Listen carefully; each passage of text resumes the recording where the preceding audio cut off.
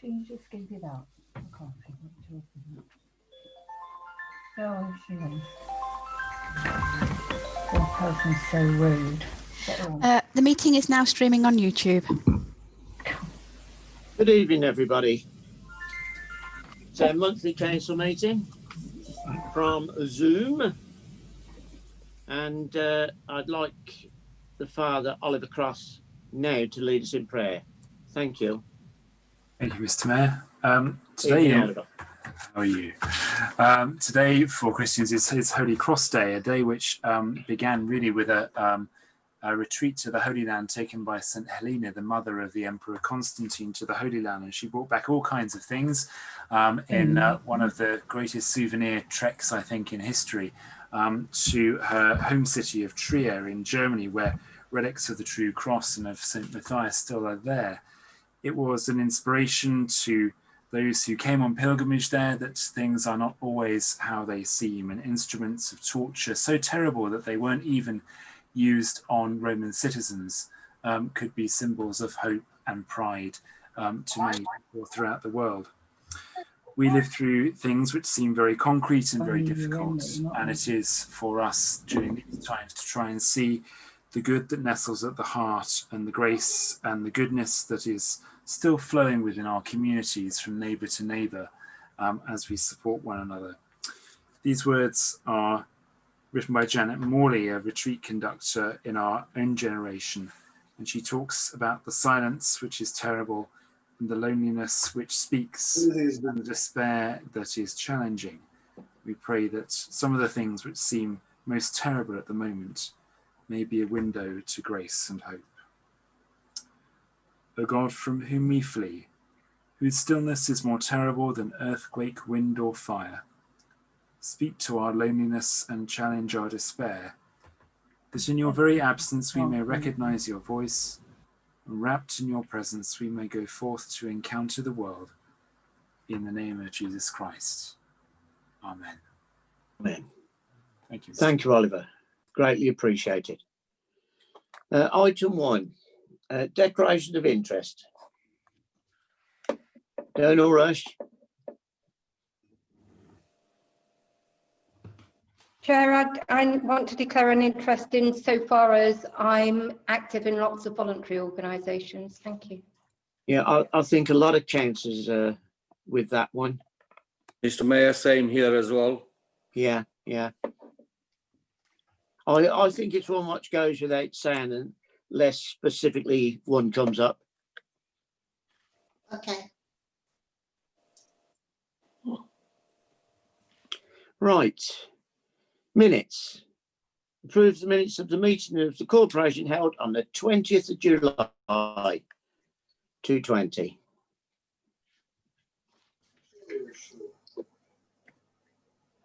Are you all reading them now? Even the Councillor Kelly. All agreed? Agreed.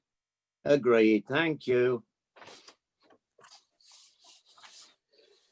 Item 3, apologies. Mr. Mayor, Councillor Golby will be joining a little later on. Right, okay. Councillor Hebert is away in Norfolk. If he hasn't got any communication problem, internet problem, then he will join later on. Yeah. If not, then apology from him. And item 10 will be seconded by Councillor Nunn in his absence. Okay. There's also apologies, Mr. Mayor, from Councillors Russell, Roberts and Davenport. And if Councillor Chunga can't join us, it's because he's got internet problems. So apologies from him. That's great. Mayor's announcements. As you know, the mayoralty hasn't been very busy, and we do get a bit fed up, but Councillor Ashraf is the same as I. You get all geared up for this and nothing happens. But I attended the African Association the other Saturday and met Danielle there. Lovely people doing wonderful work in the community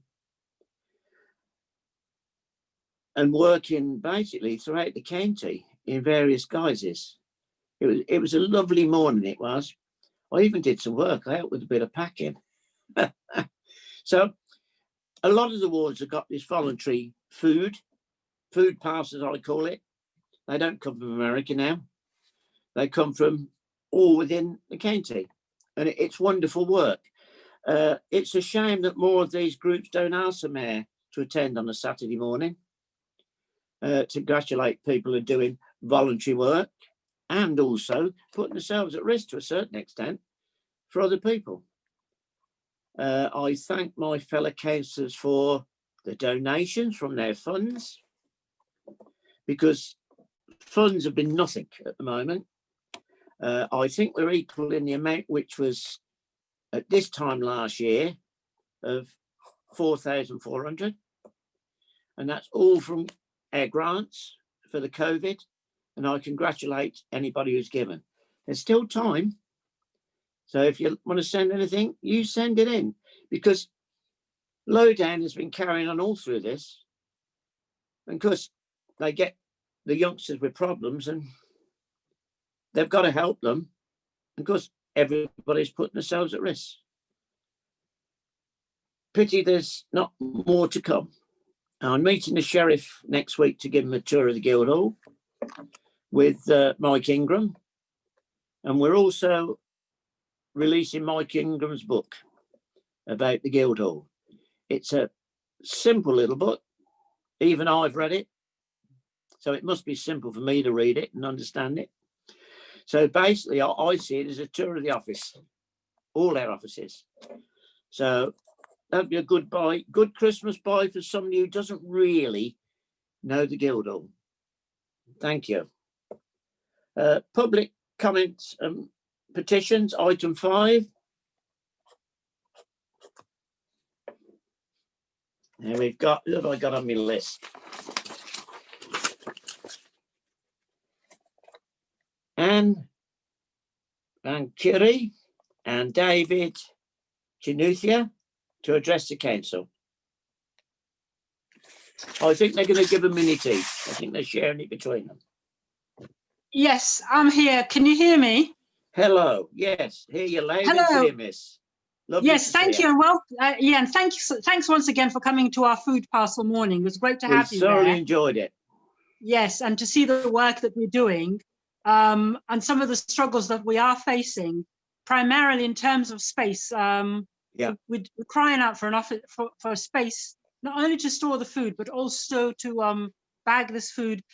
And with the parcel delivery, people are coming up with issues such as housing issues, benefits, and all kinds of issues that we're desperate for a center, an African center, so we can bring these people can come. Obviously not at this time, but work towards having a center so these people can come and share their issues, and then they can find out about what Northampton is doing as a borough, as well as the county council is doing as well. So we would really appreciate if the borough council were to help us kind of try and gain one, or at least have a base that we can call our own, so that people can come and share their issues and problems, and vice versa. And then you can disseminate information to the community as well. This is linked with motion 1, is it? This is to do with the council working with the voluntary sector. So Yes, this is right, like yeah. part of the food parcel delivery that we're doing, but there are other issues coming up that we need assistance on, really, because sometimes we're stuck as to what to do, because we deliver Yeah. food, but then people tell us about other issues they face. Yeah. So then we don't have we need a base. We're desperate for a base. You are one of the main voices of your community. That's right. Yes, we are. We are. So we're trying. COVID has brought up a lot of people out of the woodwork, so to say, just to address their issues that have not just come out from COVID, but before that as well. So we're trying to work with people to kind of help them, assist them, really, just really assist them in any way they can, because some are very destitute, and we've only kind of found out now. So working with them, and thanks to Councillor Stone, who's helping us with that. So we're really grateful for her help. Is David giving us a few words now? I think he might be. I'm not sure. He's at work, but he said he'd try and come on. Yeah, he said to try and come on. Mr. Knuthia hasn't joined the meeting. Well, I'm sure Anna's put it all in a nutshell. There couldn't be much more to add to this, could they? You've really grasped the situation. Yes. Mr. Mayor, if Anna goes online and gets me a councillor's empowerment form, I'll donate 250 out of my councillor's. I've already donated as well, Councillor Meredith. So Thank you very much. If you fill the form in and send it to me, my email address, and then I'll send it off. Okay. Okay, thank you. Thank you, Anne. Regards to David, even though he's invisible today. Okay, will do. Thank you. I call on Andrew Vincent to address the council. Mr. Vincent hasn't joined the meeting, Mr. Mayor. Oh, what a shame. The third person, Sophia Russell Sanger, she's said she's not attending to speak. So that's public. We now turn to member and public question time. 13 questions. I'd have liked 14 or 12, but plod on. Now, I think there's been a revision in the order on this, hasn't they, Tracy? No, Mr. Mayor, not on this item. It's Oh no, it has. Yes, Councillor Hallam's gone up the ranks. Yeah. So I call on Councillor Beardsworth with councillors for Councillor Hadland. Thank you, Mayor. Yes, I've received the answer, but I'm really disappointed with the answer, because people of the town have put up with not having a coach station for many years now, and it was forgotten about when the new bus station was built. And I know things are in the pipeline, but how long do people have to wait and turn up at Victoria Street with no shelter, very little, and having to walk down to the bus station with their cases? It really is an appalling state of affair. Surely we can do something better to help these people before the town centre money comes forward. Was that the supplementary? Yes. Right, okay. Question 2, Councillor Meredith for Councillor Hallam. Supplementary, Mr. Mayor. Chair, Chair, Councillor Hadler needs to respond to my question. Why hasn't something been done before now? Is Councillor Hadland to reply? Yes. Well, we've spelled it out, Mayor. It's been an extremely difficult problem. Ironically, it was the coach companies who decided not to be part of the bus station complex and wanted to move to Victoria Street in the early days. We've made admittedly limited improvements to the facilities up there, and it remains one of the town centre priorities. Thank you, Councillor. Question 2, Councillor Meredith to Councillor Hallam. I'd like a supplementary.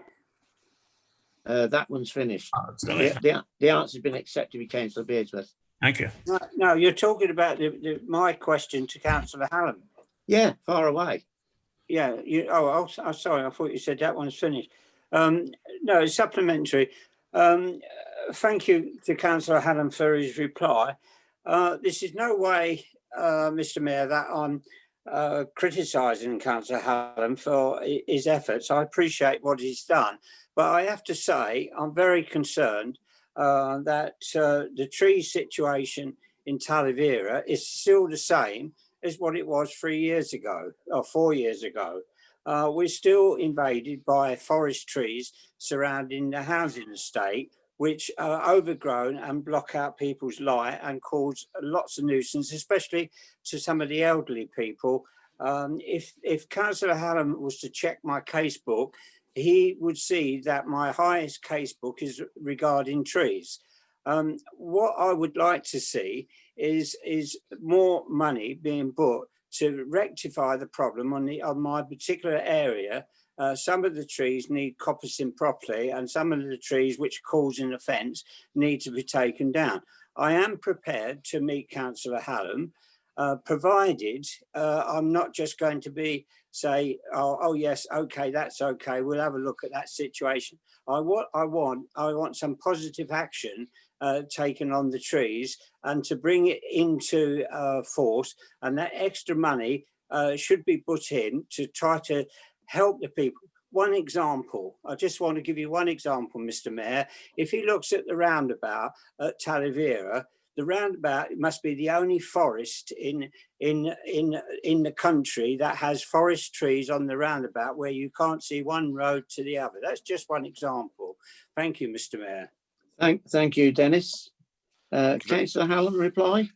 Thank you. Yeah, always happy to work with Councillor Meredith on issues in his area.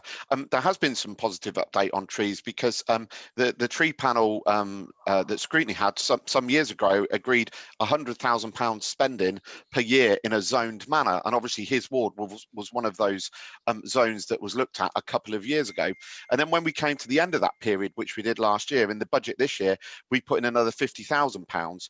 Obviously, the world has taken a slightly different turn in April, so it's not perhaps enabled us to be full steam ahead in spending that money.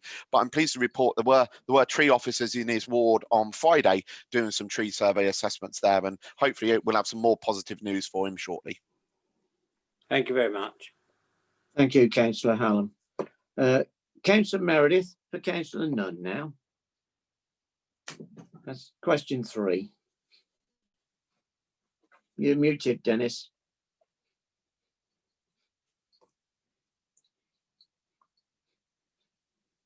Can you're you okay now? Yeah, you're okay now. There's no supplementary, and I'd just like to thank Councillor Nunn for his specific response. Much appreciated. Thank you. Thank you, Dennis. Thank you, Councillor Nunn. Councillor Ashraf for Councillor Hallam. That's question 5. Yes, yes, thank you. Councillor Hallam, thank you for your response, but you haven't answered my other question regarding water refill stations. This could be a quick win for the town, and it is a need for the town. And I just wondered whether you had any update about that. Thank you. Yeah, absolutely, Councillor Ashraf. The place where these water stations are hosted is typically on the highway, and I did have a meeting with a couple of company a couple of years ago that were very keen to offer these stations to us on a free of charge basis. So they'd do the install and they'd get the revenue from it, which often works on an app. The only downside was, as I pointed out to them, and I'm happy to point out to everyone again tonight, that we don't actually control the highway. So we're not the agency that can give permission for where the lion's share of these things would be situated. The 2 gentlemen in question, on hearing that news, couldn't have finished their coffees quick enough and left the room, having withdrawn the offer that we couldn't accept. So it's a difficult one. I'm all in favour of them. I think they're great, but it's not my decision to let them to give them permission to go in the place where 99% of them are put. Councillor Ashraf, you've got Thank another you. question. Yes, I'm happy with the. Yes, I am happy with the response. Thank you. Thank you, Councillor Ashraf. That was your second question, was it? Your first and second? Yes. You've got another question now, 6 for Councillor King. Yes, I'm happy with the response. Thank you. Thank you. I'm obliged, yeah. Now, Councillor Smith for Councillor Hibbert, who is non-available. Is anybody standing in for Councillor Hibbert? Mr. Mayor, he'll be happy if they can send an email to Councillor Hibbert. He'll be happy to respond. Okay, because there's 3 questions for Councillor Smith. Thank you. I'll send Councillor Hibbert an email to chase up on a supplementary to question 7. I'm happy with the other answers as written. 7's your main one, right? Question now 10 from Councillor Duffy to Councillor Hadland.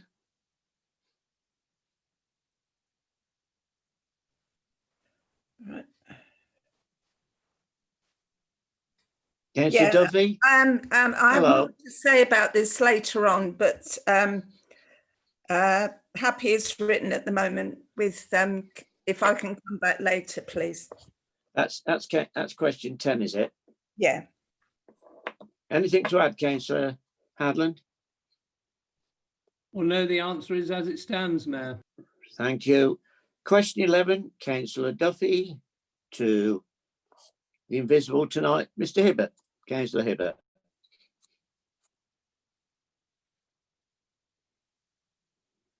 You're muted, Councillor. Apologies. You're happy right. Written. Happy as written. Thank you. Thank you. Question 12, Councillor Duffy to Councillor King. So President, yeah. I've recently sent an email to Councillor King, and I'm happy as written. Thank you. Thank you. And the last question, number 13, from Mr. Norman Adams, and it's to Councillor Hibbert again. Is Norman there? No, Mr. Adams hasn't joined the meeting. Okay, thank you. That's the end of member and public question time. Cabinet member presentations. I call on Councillor Nunn. Thank you, Mr. Mayor. I won't go in too much detail through what's written. You can see that I've highlighted COVID. We're delighted to be back, I wonder if that's the right phrase, to have been downgraded to an area of concern. But we all know, both locally and nationally, that numbers are up and they're down and they're all over. So there's absolutely no room for complacency, but quite clearly it has been both a preoccupation of myself during the last few weeks and months to make COVID #1 priority. And once again, as we have said before, but once again, tremendous thanks to every single member of our staff who has worked incredibly hard on all sorts of aspects of the response to the coronavirus. The outbreak at Greencourt was of significant concern and took national attention at that time. I was pleased to have a watching brief on that and to understand on a couple of points. I felt it was my duty to contact Greencourt. This was partly to ensure that no member of staff would have the need to take on alternative employment and be unable to survive and pay the bills were they to be forced to go into self-isolation. I was satisfied on that point and I congratulated them on what they'd done. Other aspects of the managing the coronavirus pandemic have been attending things like strategic command groups, working alongside other councillors, working alongside public health and so on. I was particularly pleased, I'll highlight this point, to work with Councillor Stone on development of youth videos a little while ago, which you should start see coming out soon. A group of young people from a whole host of different communities clearly giving their view and advice to, if you like, us and their peers on how to stay safe. Obviously, a number of us are involved in the Future Northants activity. There was a recent update on YouTube and so on, but we know that the vesting day, the go live day, is now less than 7 months away. A lot of work has been focused around what's called the blueprint, an initial setting out of a stall as to what we want the council to look like, and I hope that many of you have caught up with that. If you haven't, there is the opportunity to go back on YouTube and watch a recent briefing, which is quite helpful to explain a little bit about it. Economic growth, one of the key things, of course, is the recovery of the town from coronavirus, and we were delighted that actually just in the town centre alone, 54 restaurants and eating establishments took part in the Eat Out to Help Out, which seems to have worked well. A number are now continuing offers under the heading of Eat Out to Help Out, being promoted mainly by the Business Improvement District, but we're putting a lot of work onto that, and you will see launched a little bit later this month a Rediscover campaign to try and encourage people to safely come back into Northampton Town Centre and begin supporting businesses.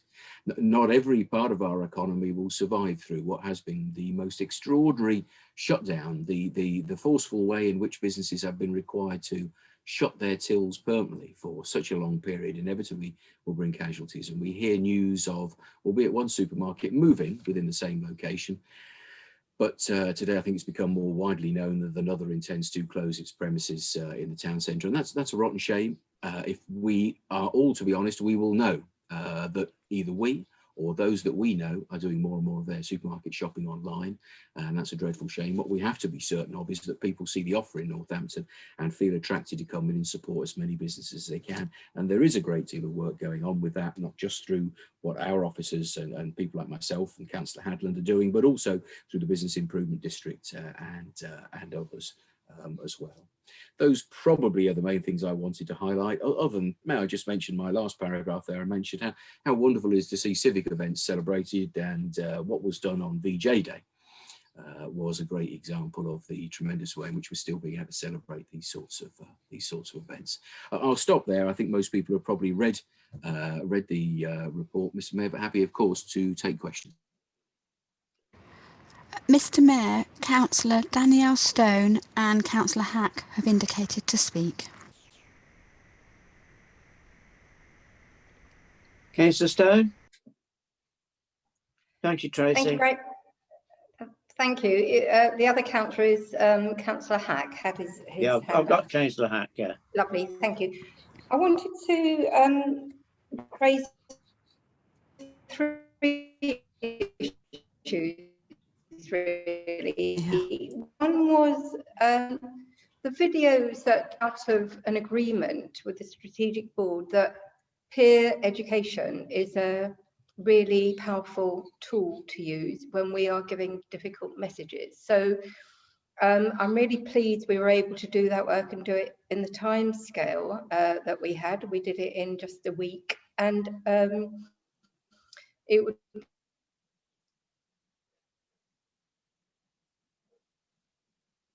really nice problems with your to sound, have a date for when the videos are going to be released. And for me, oh really? I'll turn my video off, see if that helps. Is that better? That's better, yes. The communities that the young people come from can really use those videos within their own. No, it's gone again. Communities that help keep young people safe. And the reason why it's so important is, can't hear me? You was like at the club, you know, when they're doing the raffle. We could hear bits and not others. I should say you've got a lead problem somewhere. Oh dear, what shall I haven't.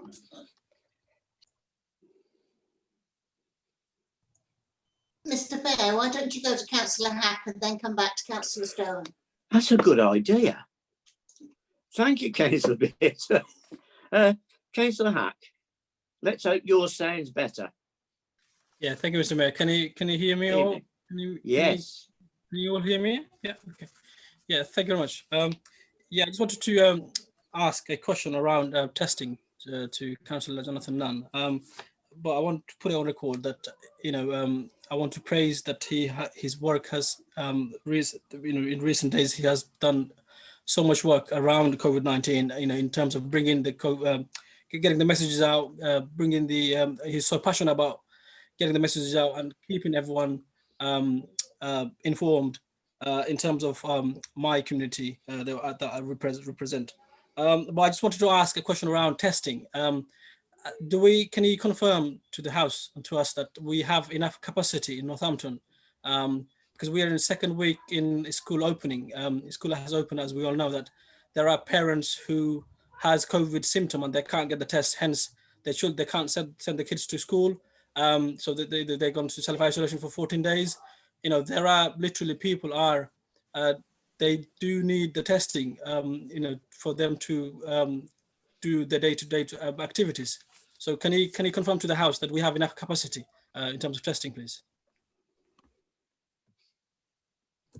Thank you. Yeah, happy to answer those, and thank you first of all for your kind words. Look, we have done a lot of cross-party stuff. Both the videos I mentioned there with Councillor Stone, and indeed it was you who instigate the Channel S, which is I know is the biggest watched channel from the Bangladesh community. So thank you so much for organising that. I think we've all very well. But we appreciate very much the comments you made for me. Testing is an issue. Obviously, capacity is a national issue. I got asked the other day, do I regret telling people to get a test even if they didn't have symptoms but just had concern, which we were doing some weeks ago. And I said, no, not at all. At that time, when we had Green Corps emerging, we had to be absolutely certain we were testing as many people as possible. And at that point, lab capacity centrally meant that tests were being turned around pretty quickly, actually.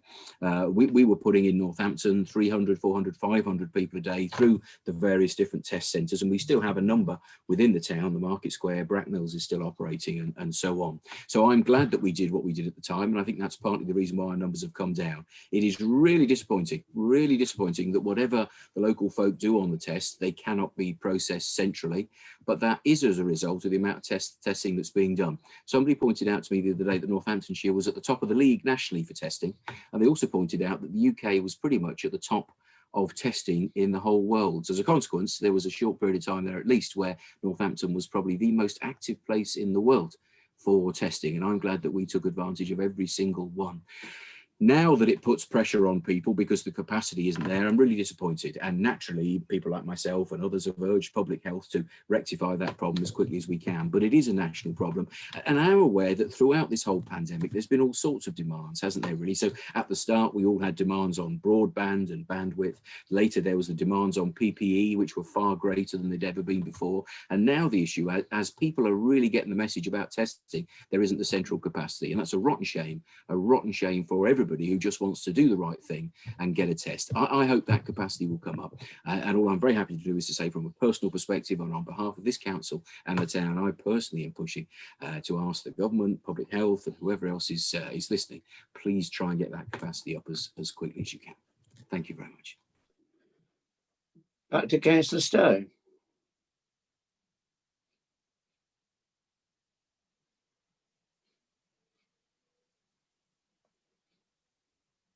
Can I come in quickly, Mayor, if we can't get down Danielle? You're It's all doing right. the... I've unmuted. Okay. I'm here. Sorry, I've had to go onto my phone. The questions I was raising with the leader, Mayor, sorry for that interruption, were three things. Can the videos the young people made be released fairly soon and released to the communities? The other question is around future Northants and West Northants. I'm getting really anxious about how we're going to safeguard the interests of Northampton and Northampton people in the new blueprint for the unitary, and I wondered if the leaders got any ideas about how we're going to do that. I'm not at all reassured by vital services being located out of Northampton, like housing, for example. And the last question is about economic recovery. It is absolutely terrible news that Tesco and Sainsbury's are going from the town centre if companies are closing. It would be really useful, I feel, for the members if we had an economic profile and an economic forecast for us to have a look at, put together by our officers. That would be really helpful. Thank you. Thank you, Councillor. Thank you, Mr. Mayor. Thank you, Councillor. Let me answer on those two. The answer to the videos is, you will know that you and I have played telephone ping pong tennis today, and over the last few days, the videos are awaiting your approval. You will see there's a link from the photographer, and as soon as you're happy with that, we want to get them out there. So that's as soon as you like, and I regret that I didn't get back to you as quickly after I thought I might earlier today. Also on that, I think you had mentioned when we did speak that we must have a chat over some concerns. These may be around future Northants. Very happy to have those. Very happy to have those. But I think the answer to that, what are we doing to safeguard things for the people of Northampton specifically? I would say every day, the meetings I'm involved, my fundamental position is the best for the people of Northampton and to create a great future, Northants. Councillor Larratt, the deputy, is involved in a lot of things as well and is taking the same view. So across every possible way we can. Housing might be an example of that. I don't see any evidence of anybody wanting to do anything but continue the great progress that Northampton Partnership Homes are making. And you mentioned housing, so I want to address it just quickly to make sure that there's no inadvertent scariness going out there to anybody who may be concerned. The standards of customer service that have been achieved since since Northampton Partnership Homes came in. I think we're all very proud of. The house building, well, we opened, or we went to have a look and sort of do a launch at Tom's Close, socially distanced. That's another terrific development. That means we've already completed, I know, 170, 180 new homes, it must be, with 400 or 500 in progress. And who on earth would want to change anything than such a successful recipe like that? And indeed look for other opportunities for Northampton Partnership Homes to support these other new geographies that are now going to be joining with us. In terms of supermarkets, I alluded slightly to Sainsbury's a little while ago in what I was saying in my report. And that's a rotten shame. I think the comments I'm making there is that, you know, our habits are changing, aren't they? And that I'm not sure how busy as a town centre store was prior to lockdown, but clearly lockdown must have had an enormous impact. Knowing the number of people, just I do, and I'm sure you all do, who now have settled into a routine, often for their own safety, of online supermarket shopping and delivery and so on. That is a rotten shame. We have been assured that jobs will be offered to the employees in other parts of the Sainsbury's estate or business, and that's good, and they are represented in other parts of our town. Of course, Tesco is less about the town. Tesco is more about, it's related to property costs and so on. And our latest understanding, when we last met with them, which wasn't terribly long ago, was that an alternative location was being sought, and they felt at that time that one had been found. So that was more, if you like, a market issue with themselves and the suitability and cost of that property for them. So we're hopeful that they may now even have found and concluded that. I don't know, but hopefully we'll still see Tesco in Abingdon Street or somewhere nearby in the future. Thank you, Mr. Mayor. So Everybody Sally done? Bearsworth is indicating to speak. Okay, Sally, keep it short. I We've will got a lot to indeed. get through. I will indeed. Can I firstly thank the leader for being totally honest about the testing, and maybe he could give some lessons to people in Whitehall that they should be as honest. Also, I'd like to also echo my concerns over West Northampton's dealings and how many councillors are excluded from making decisions. We've got a meeting tomorrow night, and I am very worried about the lack of input from the opposition parties. It just seems to be one party leading it, and that's got it into a mess before. I don't want it to happen again. Thank you, Mayor. Thank you, Sally. Happy just to briefly respond, although take your points on board, Sally, no problem at all. Thank you for your kind words, incidentally, on reference to testing. Yeah, very happy to. We have put in place, obviously, I don't think we got it right last time, because we have subsequently, and it's partly prompted by, I think, the last council meeting, for the leaders of the parties to meet. I think that Councillor Stone and I did, but I'm not sure if it quite hit your diary. Let's just make sure that we've absolutely got those in, because there is so much stuff going on. I do accept that as the administration party across, as it happens at the moment, the four councils, there are more of my party, the Conservative Party, involved in these things. But I do face these things as what's best for Northampton, referring back to Daniel's previous comment. And I honestly think that we all have that interest in heart. So why don't we perhaps, would you care to put a call into Caroline in the office, just check that you have got the date of those catch-up meetings that we had, because it had reached Danielle and I. If we don't think those are frequent enough, let's put them in a bit more, and happy to do them at short notice. It sounds like both you and Danielle have a couple of concerns. We can quickly just put a Zoom in and we can catch up. Be delighted to. Thank you, Mr. Mayor. Thank you. Thank you, Councillor Nunn. I call on Councillor Larratt. Thank you, Mr. Mayor. I'll be brief. First of all, I'd just like to highlight the fact that we've taken further steps to help our market traders by reducing Saturday market rents by nearly 50%. And I think that they're happy with that. And I think it'll help them significantly, because footfall on a Saturday is pretty well down, I'm sorry to say. Congratulations to Tracy for her role in the Centre for Public Scrutiny event. Very good to raise and highlight the profile of Northampton. So thank you, Tracy, for that. Electoral Services, the leader and I had the pleasure of meeting our new electoral officer over Zoom last week, Mark West. He's come to us from Hinckley and Bosworth, and it was good to catch up with him. And I think he's got a lot of experience that he'll bring to Northampton. And finally, the watercourse survey documents, I'm afraid, still haven't been published. We are actually waiting for action plans to be drawn up before they will be published together. So when we publish the survey, the action plan for dealing with the recommendations will be published at the same time. Thank you, Mr. Mayor. Happy to answer any questions. Councillor Jane Birch is indicating to speak. Thank you. Councillor Birch. Thank you. Councillor Larratt, thank you for your report. I have a number of questions. I hope you bear with me on this. Are we doing anything around the market lack of footfall or loss of footfall to promote the market as a safe shopping environment? Because it's outdoors, much easier for people to social distance, and that might be a way that we could encourage shopping in the market.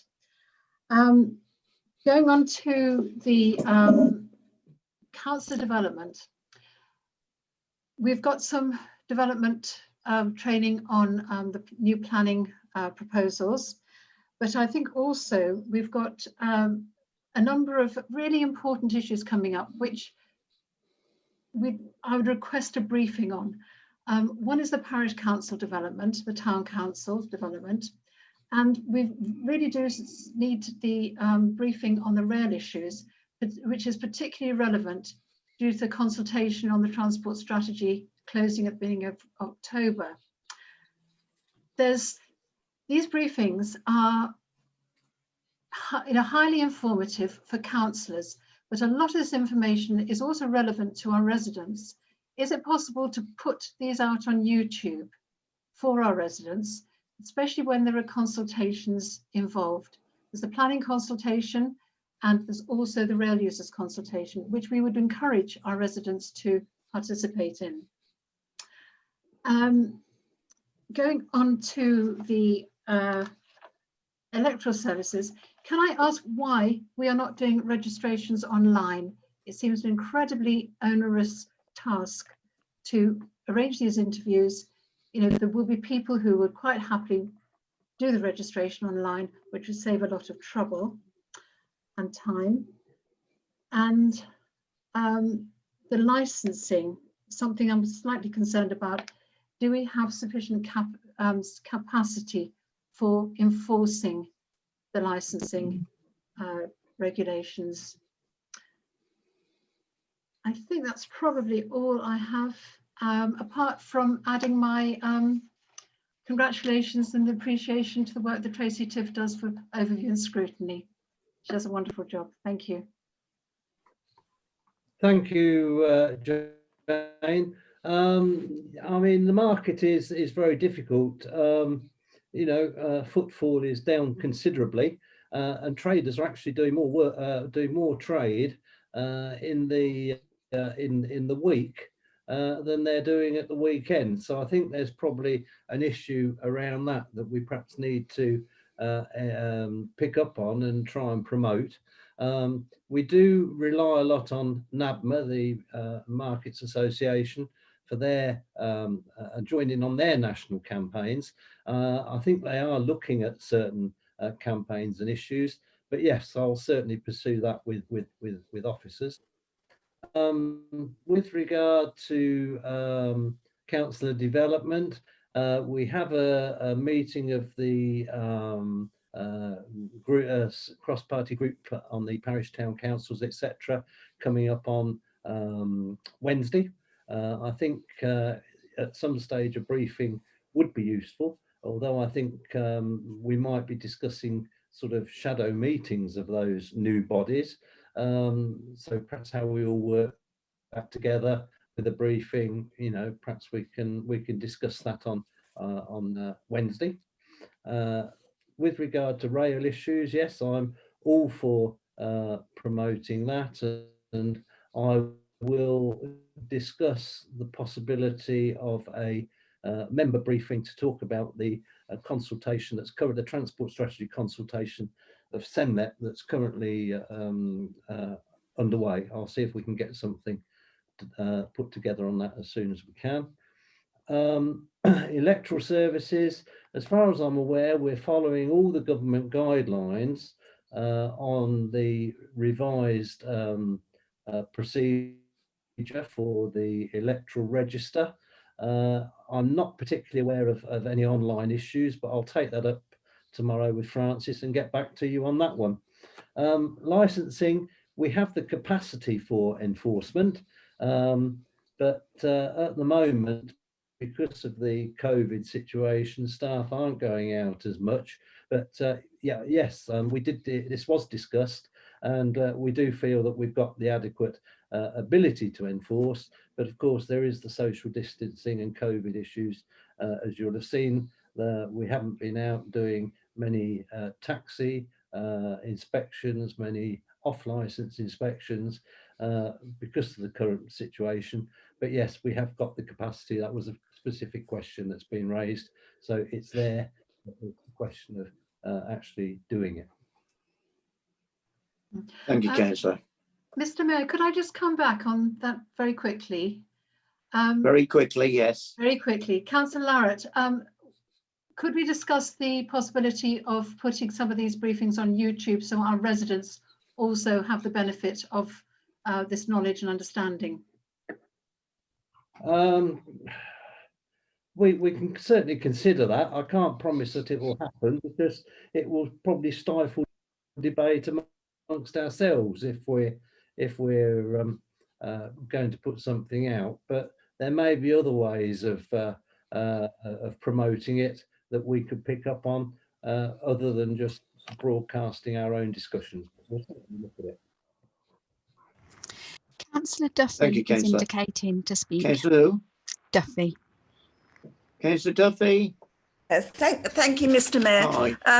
Hi. I'd just like to put a question to Councillor Larratt about the gallery car park lighting, which is pretty abysmal, seeing as proper tests weren't carried out to see that the new lighting, which residents have waited for so long, was inadequate in illumination to do its job.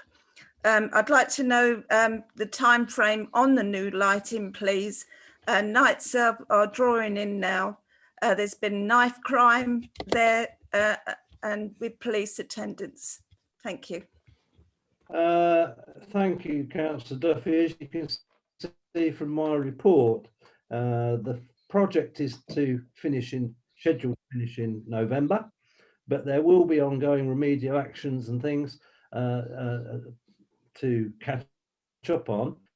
And the gallery pub car park is one of those, which we recognise that there is an issue up there, and that is being looked at. So it will be addressed as part of the tying up of the project at the end of the day. So it's on the list, and it will take place in due course.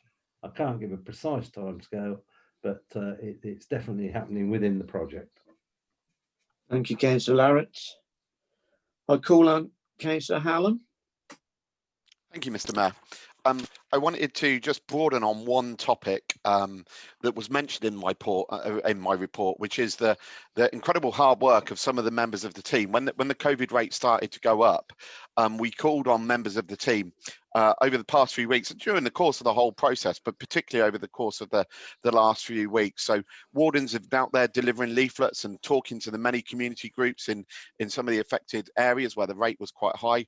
Rangers out and about lots in our parks and open spaces, which have, I think, probably seen more footfall than ever before over the nice weather and given the situation. And also not to forget, obviously, the environmental health team. So they've been talking to the trade, lots and lots, answering any questions restaurants or premises might have to make sure they're all as COVID secure as they can be. So an incredible effort there, and I just wanted to put on record all of our thanks to those guys for working so hard over the last few weeks and months. I'm happy to present my report and take any questions, Mr. Mayor. Thank you. Councillor Ashraf and Councillor Smith are indicating to speak. Councillor Ashraf. Yes, hello. Thank you, Mayor. I'd like to mention and put it on record, if Councillor Hallam can pass on, our thanks to all the bin collection men, the wardens, the park rangers and the officers, environmental team. The list is long, for doing an outstanding job, keeping everyone safe where possible and continuing to do their work. I just want to put that on record. Right, I have three questions.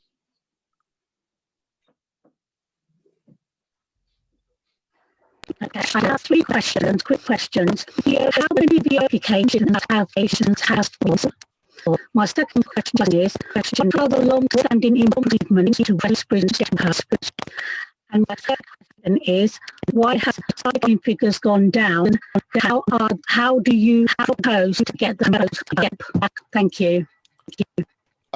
Mr. Mayor, I got the last one. I didn't get the first two. So if I can The take last the last one was litter pickers, was it? The last one was recycling, which I'm happy to answer now. There was a small blip in the figures actually in March for no unexplained reason, that we couldn't really fathom a particular reason behind it, which is a bit unusual given the situation. What's really important with the figures on recycling is we look at long-term trends, and there's going to be lots of publicity next week, which is National Recycling Week, around the way how well we've done over the last 18 months to 2 years since the contract change. So actually, if you look at that position, fantastic figures, great figures over the town, talking, you know, in certain areas where we've done innovative projects, double-digit increases. So fantastic work. Small blip earlier in the year, but the long-term trend is fantastic. If it's okay, Mr. Mayor, through you, if Councillor Ashraf could repeat the first two. Sure. If we can understand them, yes. How many Veolia funding applications have been successful? And what are the long-standing improvements to Westbridge Depot?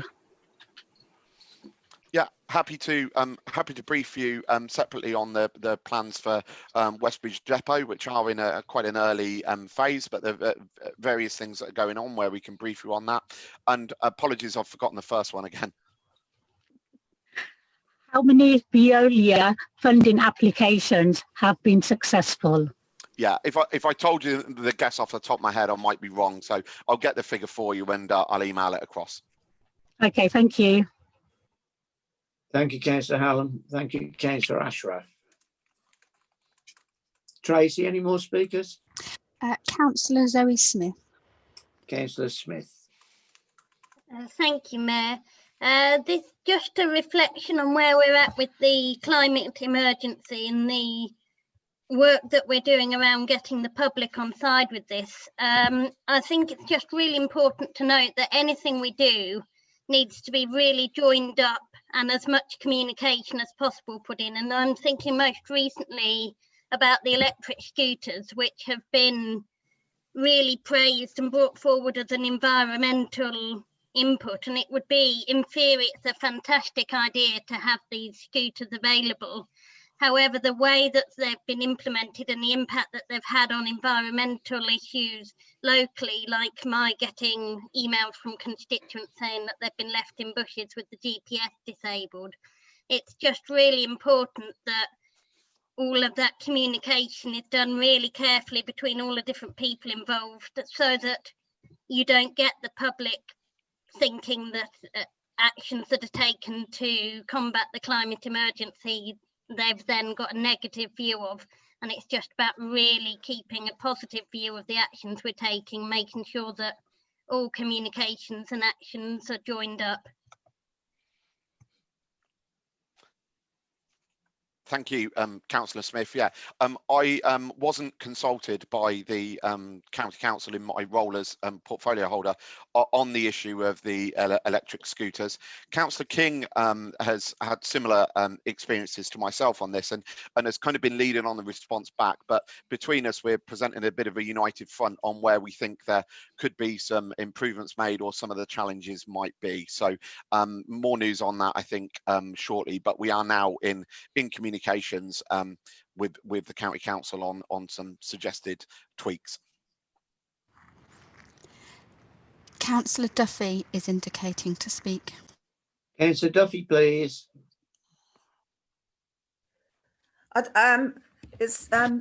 The question might not be appropriate, Councillor Hallam, but I wonder, could you email me about Crab Street and the trees, please?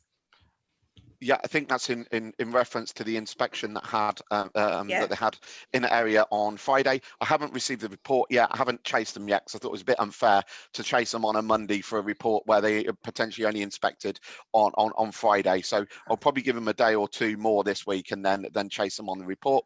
And then we'll, of course, you'll see a copy and we'll evaluate its results from there. Thank you. Thank you. We'll move on to Councillor King, being I don't think Councillor Hibbert has appeared, has he? No, he hasn't joined the meeting. We'll call on Councillor King now. Thank you, Tracy. Thank you, Mr. Mayor. Good evening, everybody. I hope you're Hi. all well. So, yeah, it's still a lot being going on under my cabinet of community engagement and safety. So you've got the report in front of you with everything that's happened so far. Just to add on to there as well, I know it's a really hard time for everybody. We're not being able to do events as we would normally, but we don't want to let our constituents down. So we're actually heavily involved in planning at the moment for Diwali, which will be online this year. So there'll be an online parade. There'll still be the lighting of the Diwa, and there'll be some talks from yourself, Mr. Mayor, and from some other dignitaries. It's a pleasure. Thank you very much. Same with fireworks as well. Luckily, we had some really amazing drone footage taken last year, so we're going to be able to use that this year to have a fireworks display online. Just been working on a wider app for the town as well. A company called AR Media won the tender, and they're developing an app for the whole town, which has platforms to enable us to use lots of different engagement tools on there. So there'll be two items on the platform that are going to be related to the museum, and we should start to see those around January to March time. But I'm just working on a really exciting one for the town centre for Christmas. So there's going to be two elements. One element is taking in all of the businesses within the bid area and including Royal and Durgate and Delafrey as partners on that. So that one, families will be able to go into the open air in their own small bubbles and utilise that. But there'll also be one made for people staying at home as well. So we've got an offering for people with smaller children or people that still don't feel safe to go out. And obviously some people with disabilities aren't able to access and venture outside. So they're really exciting things. We've also refilmed the Ghost of Northampton Pass that we had made a couple of years ago. When it was made, there was a few extras that were suggested that we could add on and some tweaking that we'd like to see. So that's been redone now, and we're hoping that will be launched October half term for everybody, and that will be the big launch of the app that goes out to everybody as well. So it's going to be a great thing that we've got for the town centre. Very exciting. Also on Friday, Michael Ellis MP kindly met the LGBTQ forum via a Zoom meeting to listen to their concerns around the Gender Recognition Act. I think a lot of questions were really answered, and Michael's assured us that he's going to find out the consultation results, date it's going to be revealed, and keep us updated with everything that's going on with that. Of course, e-scooters have come up again. My role of community safety, I've raised concerns. So as Mike has said, with himself, Councillor and the whole of the Cabinet really, we have put forward recommendations and we'll be attending a walkabout in 2 weeks' time with Councillor Smithers and Graham Kane, just to find out where we can implement some changes on there, because overall it's our job to protect the people of Northampton and we don't want to see any accidents. Museum is coming along really nicely. I was lucky enough to go down there last week to do some filming for the virtual Northamptonshire Day. So everything's going ahead, but it's all virtual. And it's looking really, really stunning in there now. Still haven't got a definite opening date, but we're hoping to do a civic event for you councillors to come along around January time. So please bear with us. It's looking amazing. It's going to be worth it in the end. Happy to take any questions, Mr. Mayor. Thank you. Mr. Mayor, we have 3 councillors indicating to speak.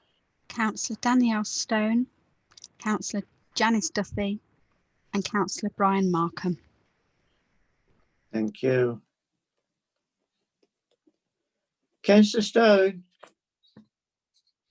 Thank you. Thank you. I just wanted to make a point and ask a quick question. Councillor Hack and I have been working with residents and with the borough officers, community safety team, on just one small bit of our patch where there's been a huge amount of turmoil, antisocial behaviour, all kinds of issues going on.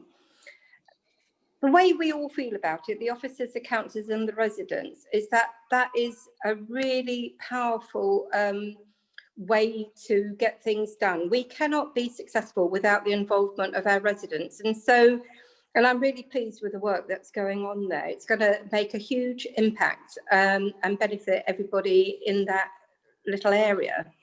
The issue for me is how we can spread that kind of good practice and whether we've got the capacity to do it, because it's very time consuming. But there's an issue there about, you know, spreading the good news, spreading the practice and getting more residents involved with the Borough Council through their councillors like that. Thank you. Thank you, Councillor Stone. Thank you, Councillor Stone. I'm glad the work's going well down there. I'm aware of some of the issues by email that I've received. So it's great that ward councillors can get involved and work directly with our community engagement team to make the changes that they know need to happen in those areas. We do hold weeks of actions and days of actions, which kind of exactly the same thing. So it's working with a ward councillor and making sure that we can make change, get those residents involved, use their views because they're the people that know what they need in their area. So I'm very pleased and I'll feed that back to the community engagement team. Thank you, Councillor King. Councillor Duffy. Thank you, Mr. Chair. Mr. Mayor, sorry. I was just a bit dismayed at that only 9 applications, I'm referring to the second paragraph of your report, Councillor King, that only 9 applications have been received for the COVID funding. And I wonder, I know you've sent out one email, but I just wonder if you could remind people to please use this funding. Thank you. Thank you, Councillor Duffy. So the report was done about 2 weeks ago, and since then there has been a lot more people that have applied. I will make sure that we keep passing it around though, because you do need to spend that money by October. So please, all of you, get in contact with your local communities, schools, organisations, and see how you can support them. If you need any help at all with ideas, just contact me and we'll get you some links.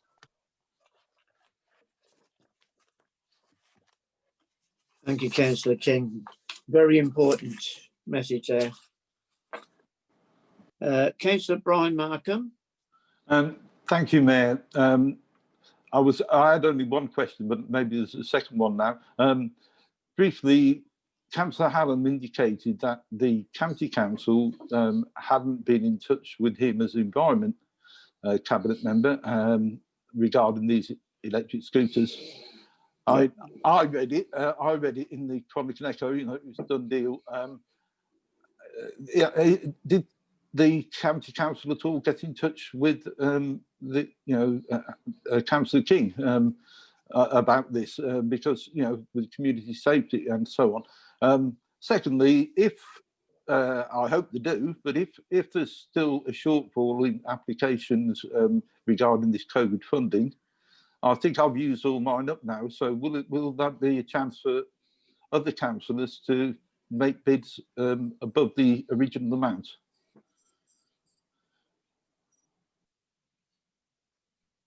Thank you, Councillor Markham. I wasn't consulted personally myself either, but we're not going to sling mud. We're going to work together. It's a great environmental benefit. We just have some teething problems and we need to get them all resolved so that everybody can enjoy them safely and legally. The second question, sorry, were you saying could we have more money? No, I was no. I'm unmuted or unmuted. You're right. You can hear me, can you? Yes, yeah. Because my eyes don't let me see the button very clearly. The question was, it'd be nice if there was some more money overall available for the COVID, but if given the set amount we originally had, if some councillors are not made use of it by a certain date, would other councillors be able to make extra bids? Thank you for clarifying that, Councillor Marker. Yeah, definitely. If you haven't spent your money by October, we will find ways to spend it for you for the projects that need to be funded. So, as you said, Councillor Markham, you've done very well and spent yours. Please let me know if you've got any other things in mind, and if they happen to be for a neighbouring ward at all, we might be able to find someone else that could assist you.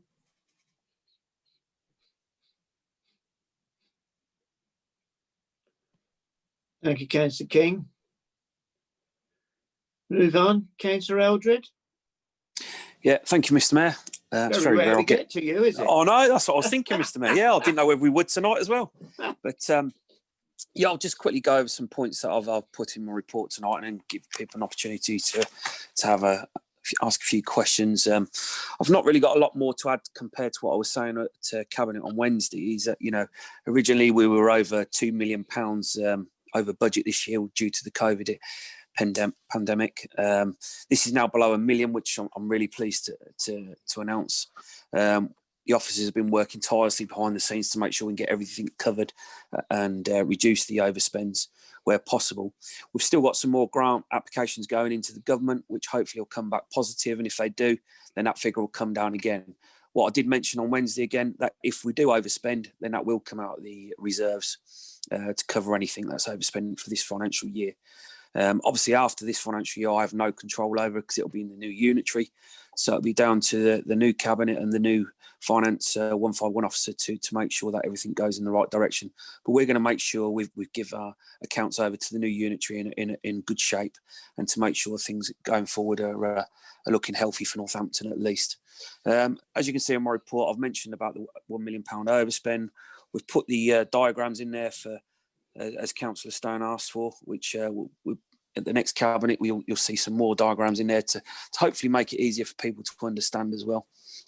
Our council tax collection rates are not too bad at the moment, so we'll keep an eye on them, but so far so good.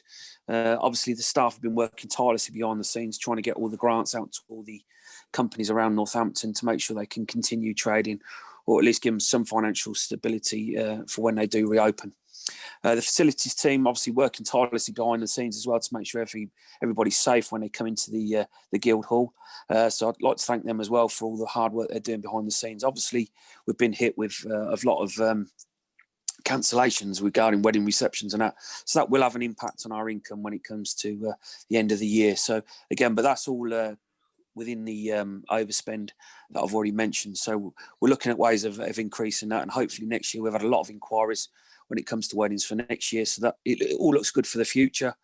Things are starting to pick up, and hopefully, you know, the sooner we get back to normal, the better, and we can start helping out businesses around the town to make sure we entice more people into the town centre and to use our businesses locally. Happy to take any questions, Mr. Mayor. That's the 45 minutes, Mr. Mayor. Oh, so there's no questions. So we move on. We move on to opposition group business. Thank you, Brandon. Thank you, Mr. Mayor.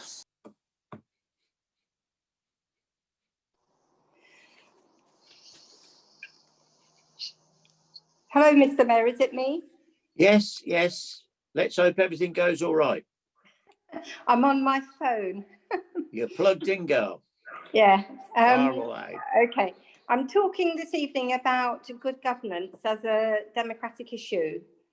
So, colleagues, all of us are public servants, aren't we? And so our first and last duty is to our residents. We're living in really strange times, and what strikes me is that we've got information available to us like never before. But equally, with the growth of cynicism and suspicion around the quality of that information and fake news, that puts us as local politicians in a bit of a difficult place. So it's our job to create a situation with our residents founded on trust, a system that's truly open, transparent and fair, and that's all about good governance. We know, forgive me for saying this, Mr. Mayor, we know that trust took a terrible knock over the Sixfields fiasco, and we live with decisions made in that era that were just plain wrong, like the selling of Sekemka, pedestrianising Abington Street, putting buses in the drapery, a dysfunctional bus station. That was an era, Mr. Mayor, of 3-minute cabinet meetings. I'm sure you'll remember that. In that era, interestingly, nationally, risk profiles in single-tier local authorities increased by 37%. Spending power reduced by 29%, even though demand went up. But crucially, for what I'm saying, resources for good governance fell by 34%. These are all figures from the National Audit Office. In that period in Northampton, residents' objections were not heard, and it seems to me and everybody else that trust in the council's decisions just evaporated. More recently, as we know, in the borough, things have moved on and have improved. We have invested more in governance. Audit receives reports on governance strategy and issues. We have an independent chair of audit. Cabinet meetings last an awful lot longer. Full council reports are received, and we receive full corporate performance reports, all good. Portfolios make themselves available for questions and comments. We track motions that are passed, all good. So what's left to do? We have a 3-tier audit system that I think is really unwieldy. We have audit reports from the internal auditors, external auditors, and LGSS. I don't understand why the audit reports from LGSS are not incorporated into the internal audit. It would be helpful. It is, for me, just plain common sense that the administration cannot scrutinise itself. The Keller report of 2018 into the county made a point of highlighting that as an issue and as a failure. Our scrutiny function should be headed up by the opposition. I feel that really strongly, and we should be making far more use of pre-scrutiny. We have been calling for a long time now for proper financial scrutiny. On audit, we keep being reminded that audit isn't scrutiny, and that's true. Audit is backward looking and scrutiny is forward looking, I know that. But because there isn't a finance scrutiny group, we are understandably anxious on audit, and there is mission creep. So why are we raising these issues now? There are 2 main reasons. One is local government reorganisation, and one is the lessons we're learning from COVID. Local government reorganisation gives us the opportunity to start over, it seems to me, with a new social contract with our residents. We need to develop trust in local politics.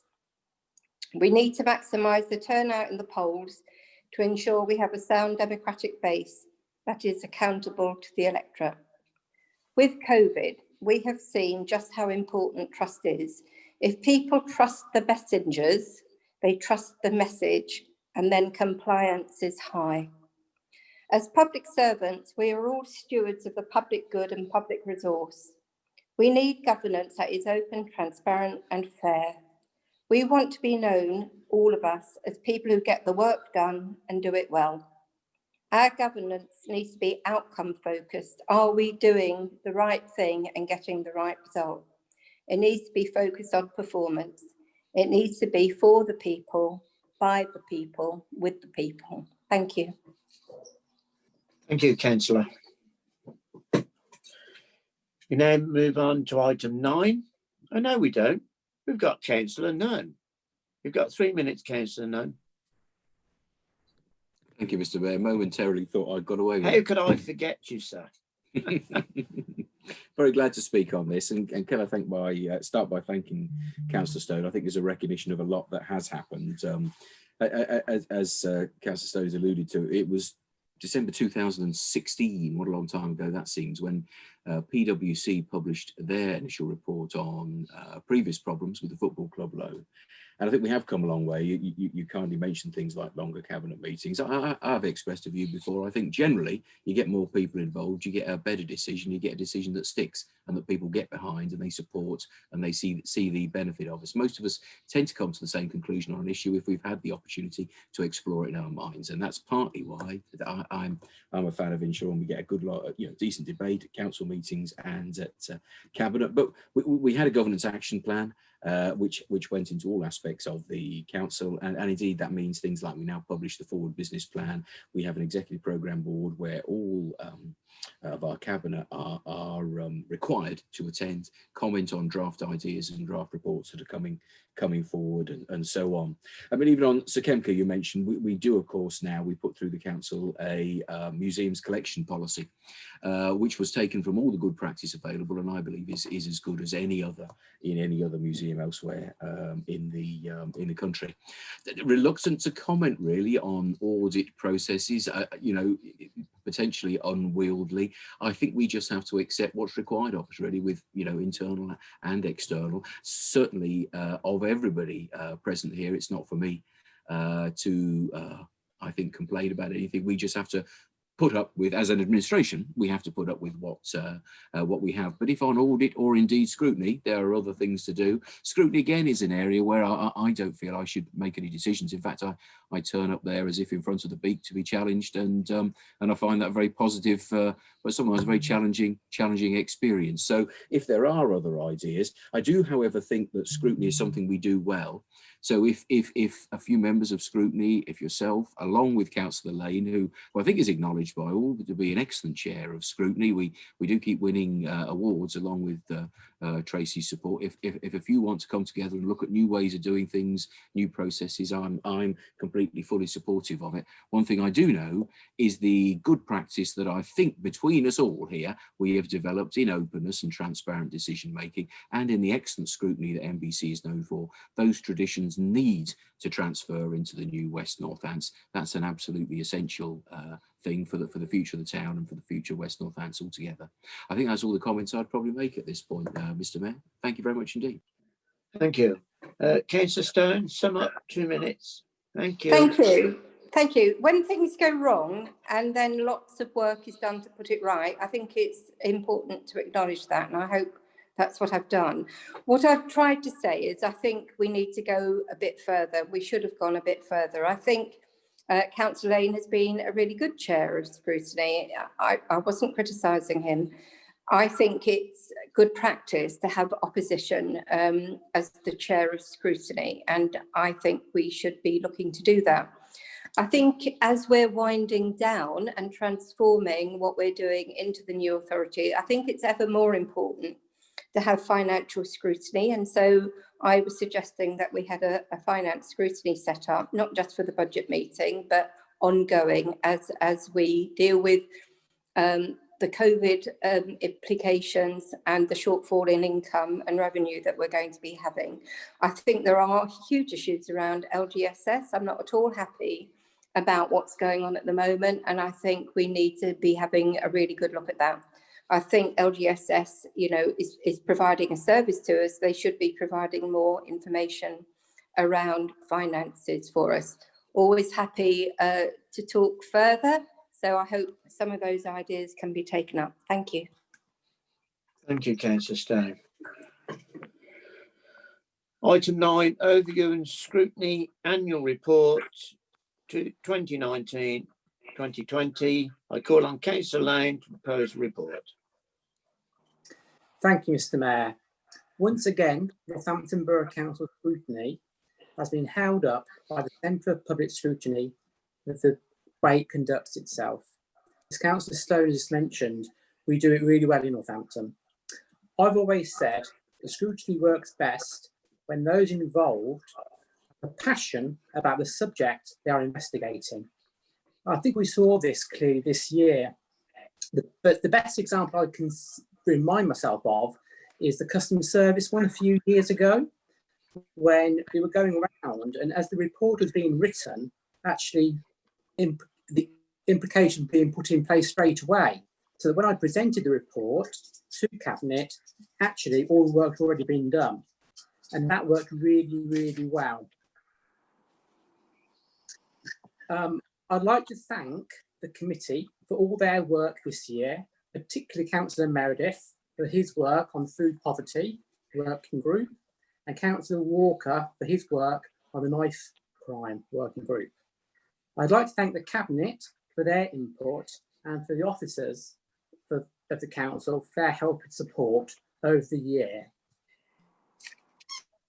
Many councils have supported overviewing scrutiny over the years, but I'd just like to thank everybody that's been involved, not just over the last year, but all the years before that. Mr. Mayor, this may be the last time I present an annual report to this council. I'm proud to have been involved in scrutiny since 2003, when I first became a councillor. Back then, we had 17 overview and scrutiny committees, one for each cabinet member. Only one other person has been involved with scrutiny for all that time and made it the success it is. It's no wonder she's been asked to speak on our best practices at the Centre for Public Scrutiny again.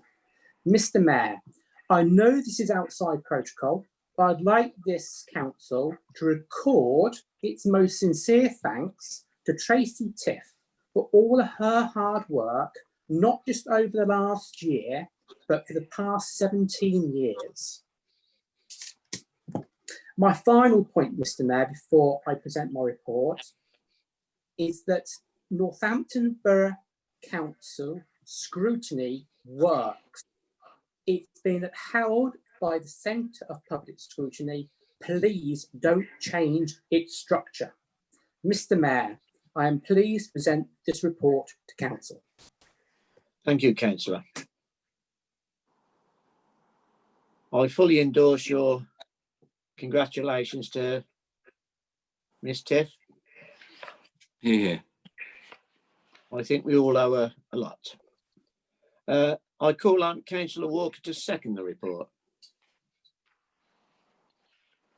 Hello, yes, thank you, Mr. Mayor. Hi. Can you hear me? Yes. Thank you, Mr. Mayor. I'm pleased to second this report and I'll reserve my right to speak. But I would just love to say thank you very much to Tracy Tiff and the support. Being a newbie, I have to say she's fantastic at her job and I'll congratulate her and thank you again. So thank you, Mr. Mayor.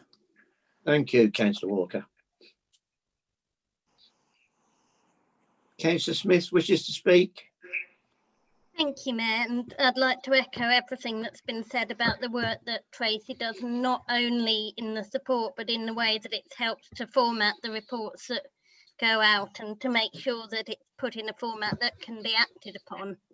I'd just like to reflect that I have been really proud to have been a part of overview and scrutiny for the time that I've been a councillor. I think it's a real opportunity for us all to be able to impact what happens in the council and what happens at a borough council level, especially I think from a point of view of opposition. There have been some really tremendous work done by opposition councillors during the previous sort of few months this year where we've had overview and scrutiny. I think there's been some really ambitious and challenging ideas that have been taken forward out of scrutiny. And I think particularly in terms of the housing and what we're looking at with food poverty, and just like to echo particularly with the food poverty working group and scrutiny panel that it needs to be an ongoing process. We've only just scratched the surface of what's going on there. There were some good recommendations, but we mustn't lose sight of that. But just really like to commend the work I've seen done in overview and scrutiny over the last few years. Thank you, Councillor Smith. Councillor Beardsworth. Thank you, Mr. Mayor. Absolutely echo everything that's been said so far tonight. But I think for me, it actually demonstrates what goes on in our communities, how we learn about different things that are happening in our communities. And the very fact that Tracy Tiff is so very good at her job, that we've managed to actually present the cases sensibly to the Cabinet, where it would have been very, very difficult for them to turn down our recommendations. And I think that to me has been a really, really good learning curve, knowing what's happening out there. Because as councillors, we can only find out what's going on in our own wards. And it's sometimes difficult to find out what's going on in the town as a whole. So I've learned a lot, and I'm sure other councillors have as well. But my thanks go not only to Jamie Lane, who chairs it, but to Tracy Tiff, who is an exceptional officer. And my thanks go out to her wholeheartedly. Thank you, Councillor Bearsworth. Councillor Meredith has been waving to me as if he's drowning. So, Councillor Meredith, you're muted at the moment. Unmuted now. Scrutiny is, as far as I'm concerned, Mr. Mayor, is one of the most important things that backbenchers and also administration councillors can take part in. I think I must be one of the longest, I'm not sure about this, so this is no disreflection on anybody. I think I've been on scrutiny ever since I've been elected, and I found it very, very interesting. It's an area that I take very, very serious, and I love being on scrutiny because it gives me the input into what happens with the cabinet. I'd like to now say a very special thank you to Jamie Lane. When Jamie Lane was appointed, I was one of his biggest critics. I said it shouldn't be a leader of the opposition, as he knows. I see him smiling. But I've changed my opinion on that because he has been a good chair. He's been fair, he's been just, and he does his homework.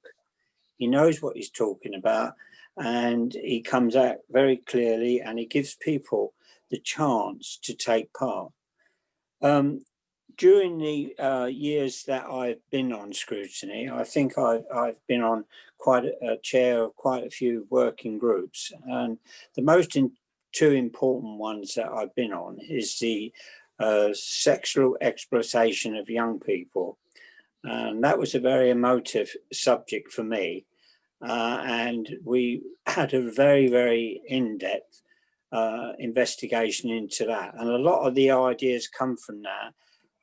The Cabinet took on board, and I was very, very pleased with that. And the other one is what we're dealing with now is the food poverty. And may I just add this, with your indulgence, Mr. Mayor, I'd like to thank some of the co-opt members who come along, and also to the officers who give us their input and their advice, and it's brilliant, and I thank you for that. And I also want to give a personal from myself to Tracy Tiff. Tracy has been a stalwart towards me on scrutiny. She's picked me up on a number of occasions, but she's also given me praise and the way that scrutiny is carried out. And for that, I think she should be rewarded in any way that we think as councillors that it should be. Thank you, Mr. Mayor, for your indulgence. Thank you, Councillor Meredith. Any other speakers, Tracy? Councillor Chowdhury and Councillor Larratt. Carry on, Councillor Chowdhury.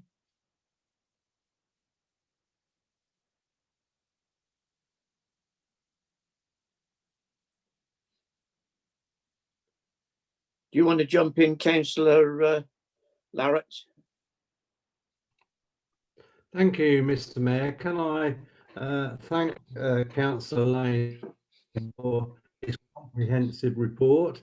I think it's fair to say that we recognise as an administration, the work that all members of scrutiny undertake. It's very in-depth. We value the reports that they bring forward, and I would like to congratulate the committee and its working groups on the work that it has undertaken in the year we're talking about. So thank you to Jamie as chair, thanks to all the members, and I think, you know, it's a committee where people come together and act in the best interests of the town. And I think that when we do act in the best interests of the town, we're best successful. so particularly in a joined up way. So I'd like to thank Scrutiny, everybody involved, and like everybody else, as I did earlier, I'd like to particularly thank Tracy, not only just for what she's done recently, but it's been a long time that she's been a part of Scrutiny. I've enjoyed working with her on Scrutiny in the past. We've had some interesting Scrutiny panels, and it's been a pleasure to work with her. So again, my thanks to Tracy as well, Mr. Mayor. Thank you. Thank you. Councillor Chaudhry?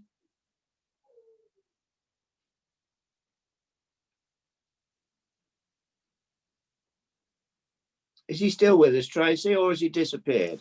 No, he's still on the meeting. He's still with us.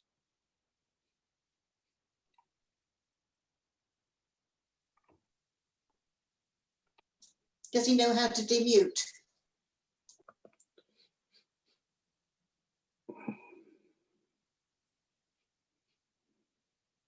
He was outdoors. It's now dark.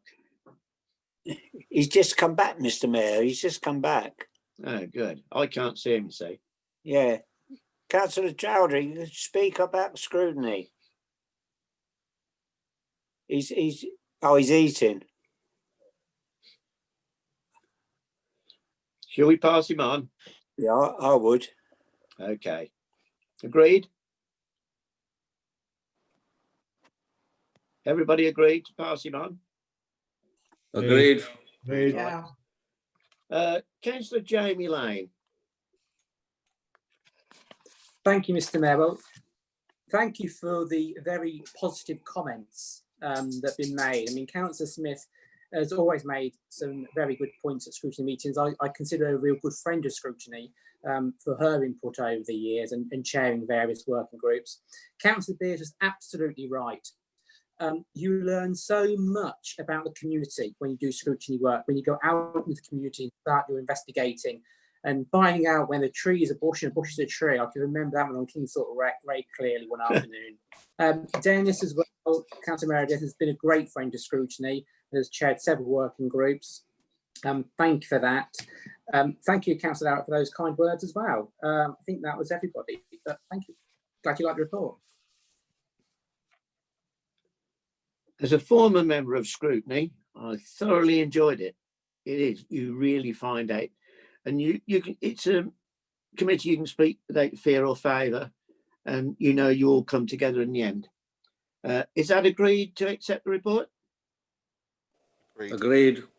Agreed. Do you remember our scrutiny, Mr. Mayor, on the cemeteries? You're not on cemeteries again, Dennis. Agreed. That's not finished, is it, Dennis?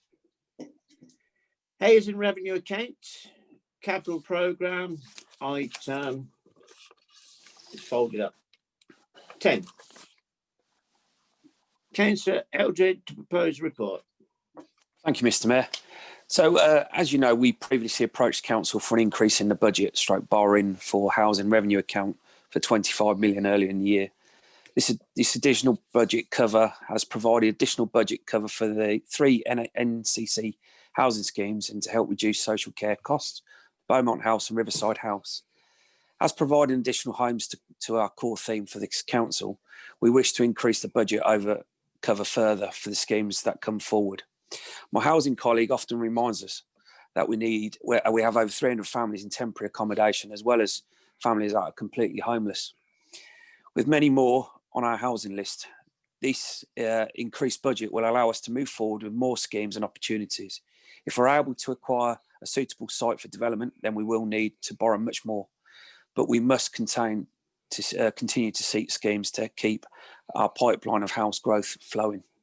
We have 4 large schemes in progress now, from the redevelopment of Berkeley House, the construction at Beaumont House, the key worker scheme at Belgrave House, and further constructions at Riverside House. When complete, these will add an extra 360 homes to our stock. They are unlikely to become available, though, for the next 12 to 18 months. We therefore need further funds to acquire more stock now, which means street or newly built homes, plus set in train schemes to continue to grow in the future. So this evening, Mr. Mayor, I'm asking the council to agree to an additional 50 million of HRA capital programme spending or expenditure as and when properties may come available or new developments that come up. So I'm pleased to bring this paper to the council this evening. Happy to take any questions. I think Councillor Nunn will be seconding the paper, and then I'll come back at the end just to wrap up. You've just answered my question before I ask it. Councillor Nunn. Yeah, thank you, Mr. Mayor. We're delighted to get the opportunity in Councillor Hibbert's absence. A lot of work has gone into this, and grateful to all the work, people in the housing area and the finance area. We desperately need houses, and every one of us knows that. This is bold and it's ambitious, and on top of those other things that are in the report that Councillor Eldred has just listed, this is going to be crucial to ensure that we do everything we can to dramatically increase the supply of housing available to our housing tenants, and let's face it, a pretty huge number of people sitting on the waiting list who desperately need homes and need quality homes. So I'm very, very excited that we've got to this point with this. Thank you, Mr. Mayor. Delighted to second the report. Thank you. Tracy, are there any speakers? Yes, there are, Mr. Mayor. We have Councillor Danielle Stone and Councillor Sally Beardsworth.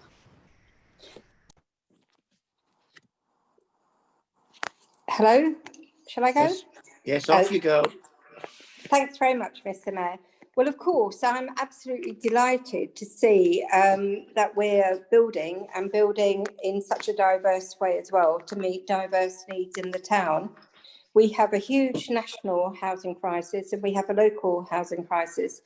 My worry is that the housing crisis is going to get a lot worse because there's been a moratorium on evictions and that will be ending soon. So we're expecting a huge spike in homeless applications and applications to go on the waiting list. And we need to be really mindful that people need homes now. People with families cannot afford to wait. It is absolutely outrageously awful for the families who are living in temporary accommodation. This means that their children are getting off to a very shaky start. They deserve a lot better than that. I think everything that we can do to provide more homes and more quality homes and more affordable homes is absolutely the right thing to do. So I'm delighted with this report. My only caveat is we have to build, but we also have to retain. And I think our campaign to have a moratorium on the right to buy needs to keep going, and we need to make representation to the government along those lines. Thank you. Thank you. Councillor Beardsworth. Thank you, Chair, Mayor. Yes, I totally echo what Danielle Stone says. We are going to go through a very, very difficult time. A lot of people are going to lose their jobs. A lot of people are renting privately, which is far more expensive than renting in social housing. And therefore, we have to supply social housing. We've under now, I think it's 11,000 properties we had when we used to have 25,000. The right to buy has crippled us. And I know it's a government platform, and I know a lot of people believe in it. But at the moment, I think it wouldn't be a bad idea to have a stop on the right to buy, to make sure that we don't lose valuable properties that people need as their homes. I really do worry that with people now losing their jobs, some families, both partners are losing their jobs, especially in the lower paid areas. With children, they are going to be homeless and we'll have to provide something. We can't afford to have any more people in temporary accommodation. So we really must build for the future. And I think this is the way forward. So I'm very, very pleased that the Cabinet has made this decision to an extra 50 million for the HRA. I think it would be a real benefit for the town and the people who want affordable housing. Thank you. Thank you, Sally. Councillor Duffy is indicating to speak. Councillor Duffy. Thank you, Mr. Mayor. I don't know if this is appropriate at this time. I think I was timed out before, but I do have 150 postcards signed by very concerned residents of Southfields who are potentially going to lose their shop, and a request to remember that housing is essential, of course, but during this COVID epidemic, if we've ever learned anything, it is that congestion is so dangerous. So localism is to be preferred. Can I go on, Mr. Mayor? Yeah, be brief, but carry on. Okay. I understand your point. I can see your point.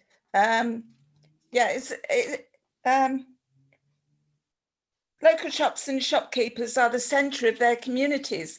Now that libraries, etc., have been closed and offer so much more than they produce, than the products they sell. They offer friendship, local information, a means to structure a day, a means to stop stress and mental illness and avoid loneliness. Local shopkeepers have been suffering under second-class care from NBC as landlord, who have followed a patch and mend approach to major repairs in local shops. As Councillor Duffy, can this go to the appropriate cabinet member to sort out? Yeah, okay, thank you very much. Thank you, Councillor. We're obliged, Jill. Nobody else? Councillor Eldred? Right to reply. Yeah, thank you, Mr. Mayor.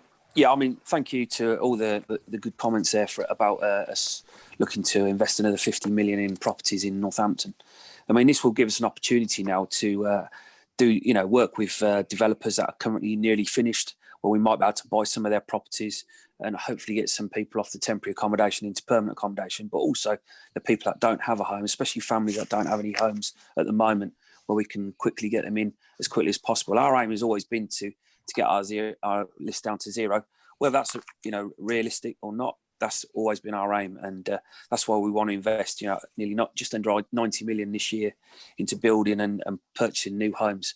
So hopefully this will go a long way. So I'm pleased to bring this paper to the council. It demonstrates our continued ambition to acquire and build more homes for our residents. The request itself is for budget and to approve the borrowing if and when required. The schemes themselves will come forward with appropriate business cases to Cabinet for review and approval. This paper is not asking council to endorse any projects, merely approve the budget in principle each scheme has to demonstrate its value and that it can serve and it can service the borrowing and other revenue costs associated with the scheme through rents. The HRA is ring-fenced budget, so general taxpayers do not subsidise this provision of housing. All costs are recouped through rent and service charges within the HRA. The only element that will get drawn down on is that relating to street property, where Cabinet receive regular updates on the schemes, the nature of homes being acquired and locations. Overview and Scrutiny conducted a review of the pilot scheme and endorsed its extension, and as the two leaders of the opposition have this evening as well, which is great to hear. These homes, whilst increasing the stock we control and can use, do not increase the volume of homes in the borough, which is why we need to continue to seek new building opportunities, either newly built or land which we can build upon. I therefore commend this report and the recommendations in 2.1 this evening. Thank you, Mr. Mayor. Thank you, sir. Is that agreed, councillors? Agreed. Agreed. Thank you. Item 11, update on carried motions. I call on Councillor Larratt to propose the report. Thank you, Mr. Mayor. The report is in front of members for their information. It has been updated as motions have been progressed. It is very up to date, and I thank officers for the input that they've had into this process. If members want information about a particular motion, then that can be provided by Democratic Services, as highlighted in para 3.1.6. So I'm happy to present the report, Mr. Mayor.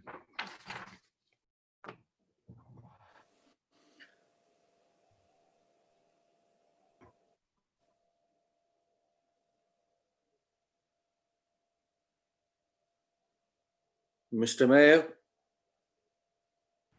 Is he gone? He can't be muted. You're not muted.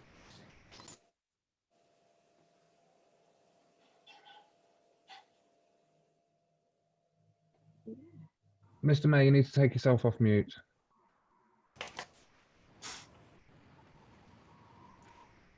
I think he's frozen. Mr. Mayor, I think you've pressed your video, that's it. Right, okay, I'm back again. But Mr. Mayor, I'm pleased to second the report. Thank you, sir. We found you at last. Are there any speakers?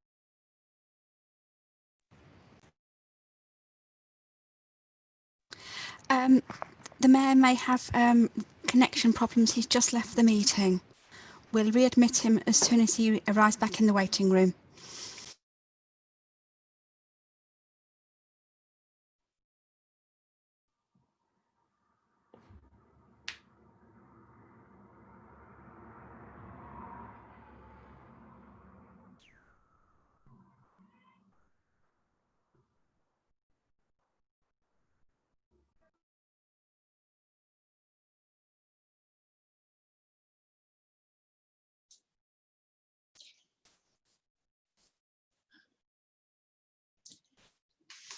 George and Tracy, I don't want to speak on this, but can I just point out that the writing is incredibly small on the report, and I've had to use a magnifying glass to read it, and my eyesight is not that bad. So could I ask for it to be made a little bit bigger, because none of us are in our first flush of youth, and we really could do with something that's a little bit more legible. Noted. Councillor Bisworth will factor that in. Back again. Yeah. It turned me off. I'm not muted, am I? Yes. No, you're not muted, Mr. Mayor. Yeah, I'm back again.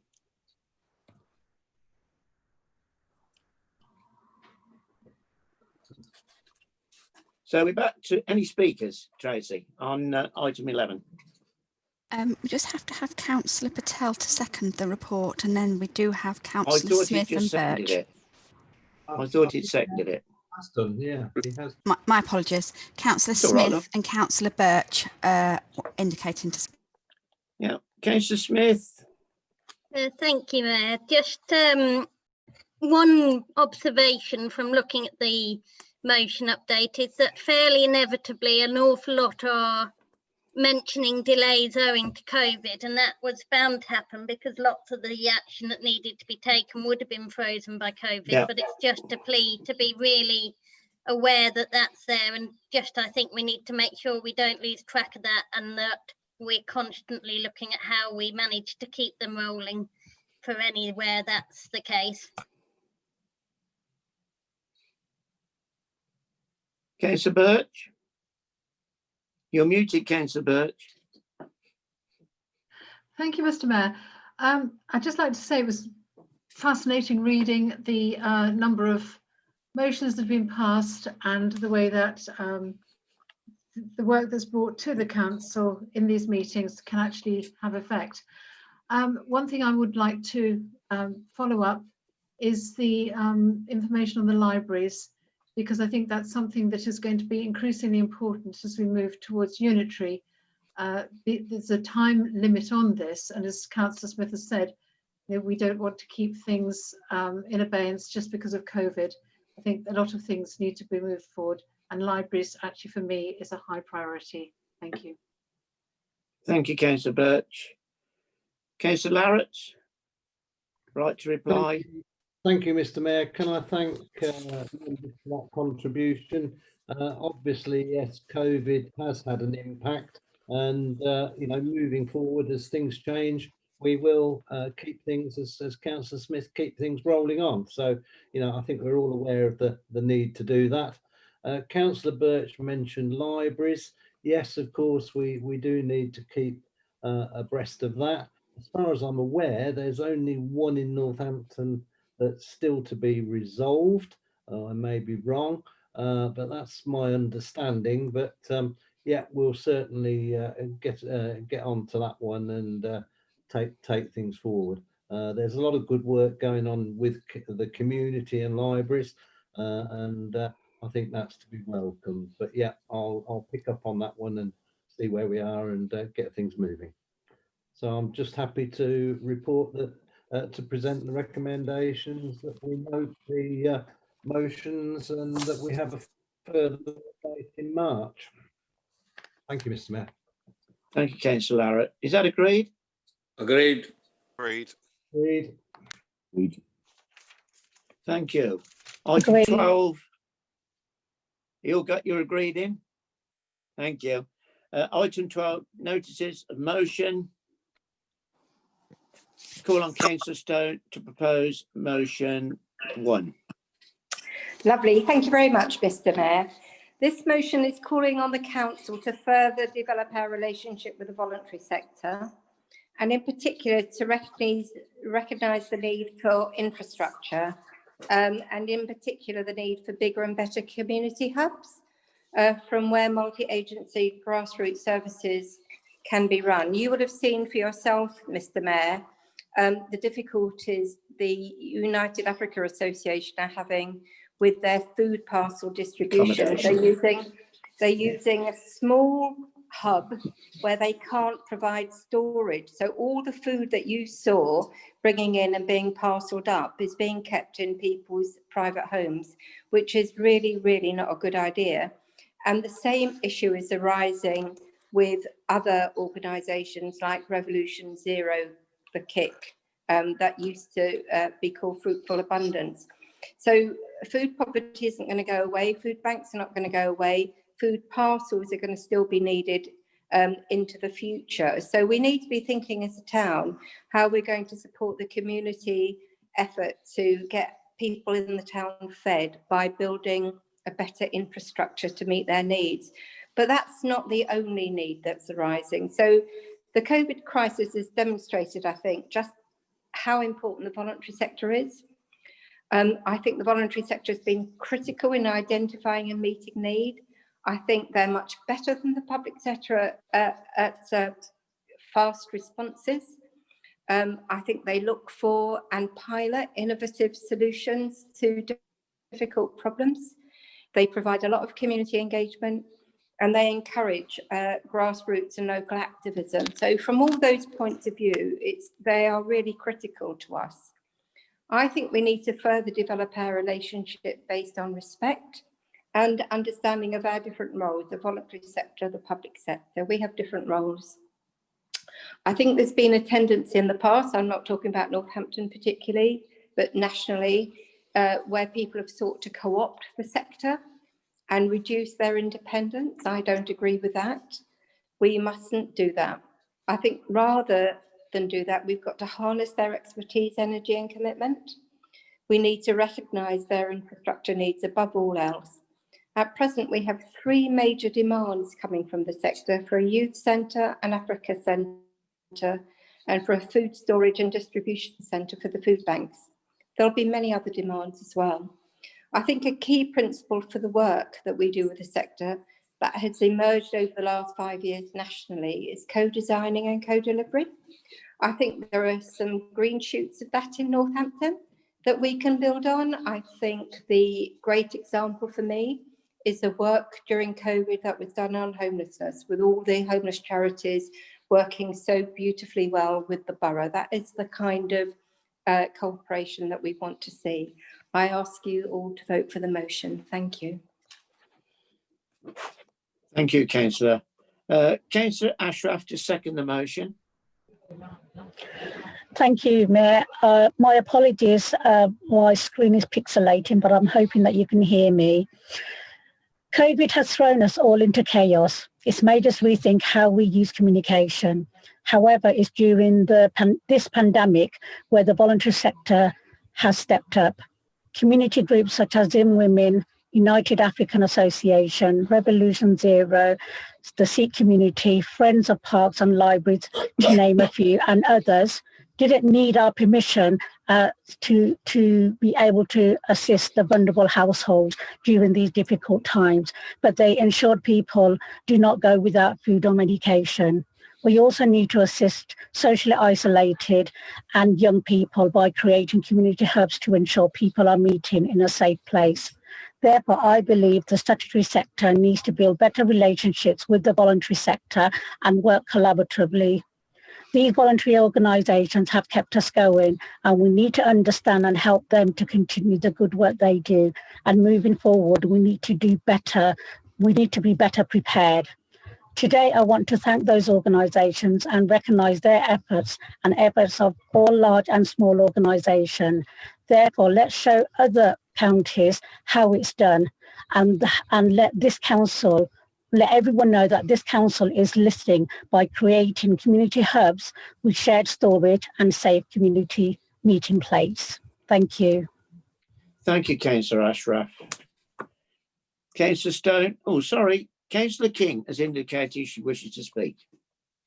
Thank you, Mr. Mayor. So looking at the motion, I think there's too many elements in there to be able to accept it.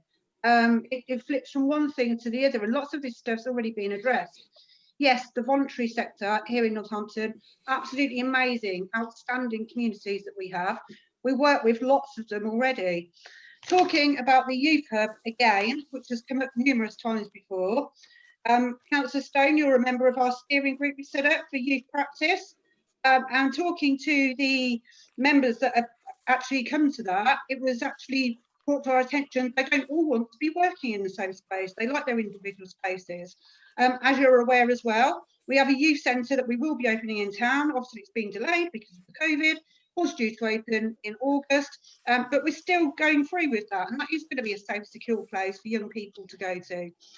Another element in there is the Africa Association. So the second week of July last year, we organised a meeting, the Community Engagement and Safety team organised the meeting.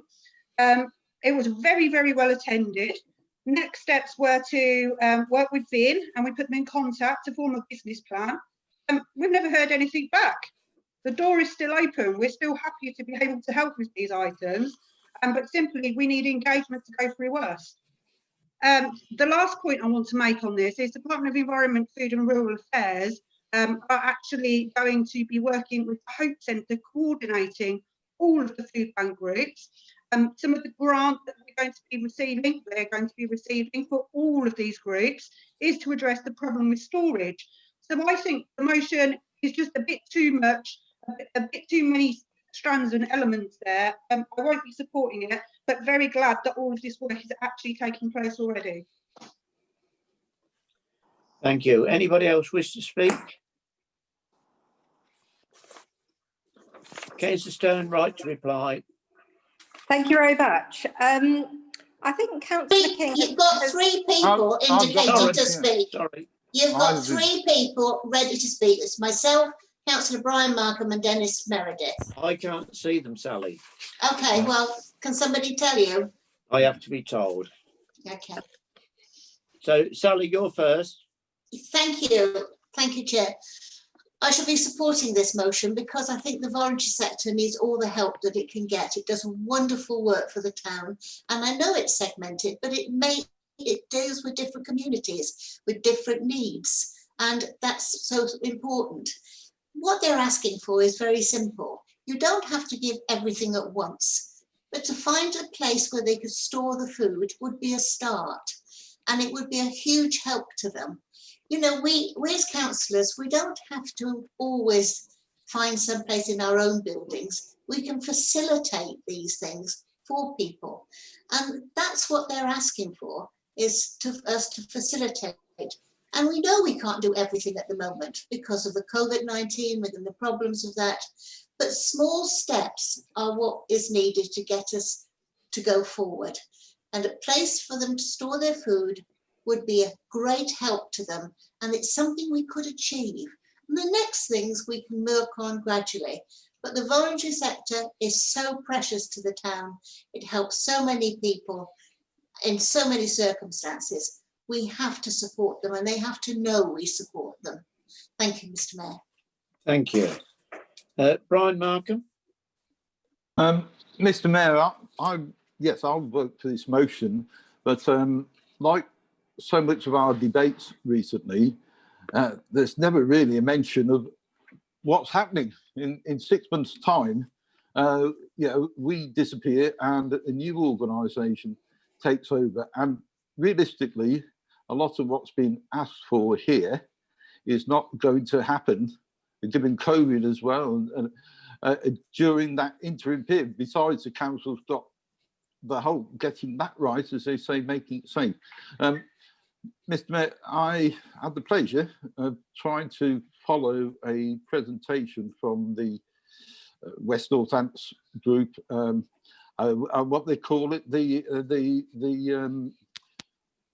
way forward, and the plan, whatever it was. To me, it seemed more of a wish list than an actual plan as to where West Northants will be going next year. But one thing I did pick up was the wish to develop community hubs, the need to do that because, of course, it covers a large area, and also with the review of property that all the councils, the county and so on own at the moment, there's a great opportunity to make sure that existing councillors in the town, Daniel Stone and so on, what will be the relationship between these community groups and the new parish town councils and the new West Northants, and most importantly, to keep banging the drum about how important voluntary groups are, because we all know that some authorities, such as Northamptonshire County Council, have cut back on that, and we ought to make sure that that doesn't happen in the past. But let's refer all this and concentrate on the new authority, which is 6 months away now. Quite honestly, not a lot of this is going to happen, unfortunately, in that time. Thank you, Brian. Dennis Meredith. Thank you, Mr. Mayor. If I may, can I take you back 40 years? There was a Labour administration and under Councillor John Dickey. Myself and Clive Ison, who we run lots of youth clubs within the eastern area, and years ago we was calling for youth centres to be put in place. Some people don't really know what a youth centre is.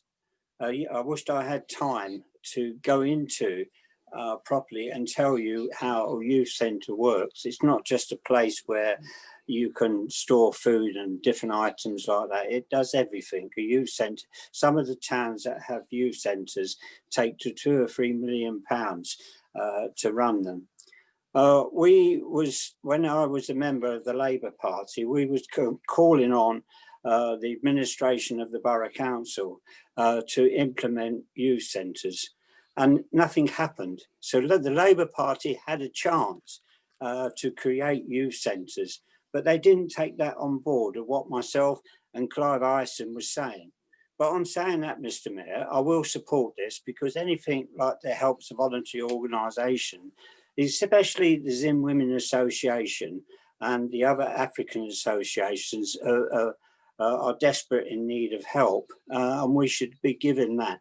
I'm disappointed that what Anna King said about this motion, that it comes to me as clear it's not going to be supported, which I think that's a pity. I think it should be supported, and the administration can lobby the government and try to get funding to set a proper youth centre up in Northampton, which is greatly needed. And it's greatly needed by all forms of youth right throughout the sections.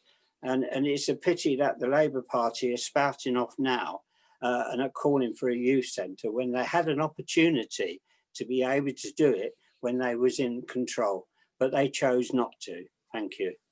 Thank you, Councillor Meredith. Councillor Nunn is indicating to speak. Councillor Nunn. Yeah, thank you, Mr. Mayor. Just to add a few comments so that let's not get this mixed up. There's a suggestion here that anybody who doesn't support this motion doesn't support the great work that this group is doing. I know them by reputation that their work is great. You've clearly seen it fairly recently, and I'm sure you've had the same experience. But this evening we very carefully voted on a finance paper that's investment in property, residential property, with a huge amount of diligence in it. We've also said that good governance is good democracy, and this motion has neither. I'd love to work with everybody on this proposal. We already have a huge number of groups with which we work or support in different ways, but simply handing the keys to a building over is not the solution. Let's have that business case, please. Let's have the business case we've been waiting for, and I promise you that we will do everything we can to fulfill the objectives. Meantime, time, and as somebody who has recently become a trustee of the Hope Centre, with which I'm tremendously proud, I am delighted that we at the Hope Centre will have a central role in facilitating the support for all of these organisations, which will solve a great number of these issues, we very much hope. But let's please ensure that this particular organisation making the most representation is centred right in the centre of that, so that we can overcome storage and any other problems that they experience. But to all of those groups who have so far made their own way to providing food bank and other facilities to the town, we thank you very much, and we do assure you that everybody who wishes to bring forward a similar excellent sort of facility will also have to go through that same stringency to get the kind of support that we know that they deserve. So I'm not at this point going to support this this motion. What I am going to do is say that my door is open, or whatever, as still is Councillor King's from the previous meetings with this organisation, to discuss further how we can make sure we support them, put a business plan together and help them get their funding and so on. And I'm happy to do that tomorrow or any day that suits them. Thank you, Mr. Thank you, Councillor Nunn. Councillor Stone, right to reply. Lovely, thank you very much indeed, and thank you to all the speakers. I'm really shocked that the administration is not going to be supporting this motion, and I would like to say to Councillor King that I think she has got a misunderstanding around a whole number of issues, and one of them is, as Councillor Meredith has tried to explain, a youth centre is not a youth club. It is something much, much bigger than that, much more complicated than that, and costs a huge amount of money. The problem for us in this town is that there is a funding available, government funding available for youth centres, and it means that we need to put in some serious thought about where that should go, how it should go, and how we can apply for that funding. That is the point. The main point of this motion was about how we're going to create multi-agency community hubs. And I can tell you that my work with the United Africa Association, my support for them, has introduced me to a whole number of households where there has been a huge amount of hidden need. And I think Anne was talking about that in her speech earlier on. The socially isolated older people that I have come across break my heart. They break my heart. And me delivering a weekly food parcel to them is not enough. They need places to go and they need to feel safe. A lot of those people that I'm meeting do not feel safe. They have nowhere to go. We need to take it really, really seriously, that we can be a catalyst to help support the voluntary sector get to be where they need to be. I don't like all this time, the borough thinking they can co-opt the voluntary sector and actually not help the voluntary sector build the infrastructure that they need. You know, we need to keep our roles and responsibilities really clear. We must not try and swallow up the energies of the voluntary sector. We need to support them to deliver the services that they want to deliver, and it has to be on their terms, not on ours. I have got the business case for the Africa Centre. I'm the administrator for that campaign, and I shall make sure that you have it. I do hope that people at this meeting vote for the motion. Thank you. Thank you, Councillor. We need a vote on this. Vote needed? Absolutely, yes.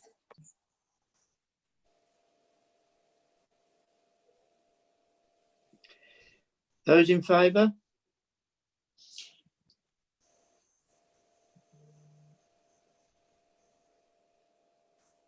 Are you managing to compile this, Tracy? We're just trying to count. How are we voting? This is for the motion. For the motion, yeah. How do you want us to vote? For your motion. Yeah, but how? Put your hand up. That's what I'm asking Tracy. Yeah. Thumbs up says The councillors could put their hands up. We can and keep them up. We can count them. Yeah.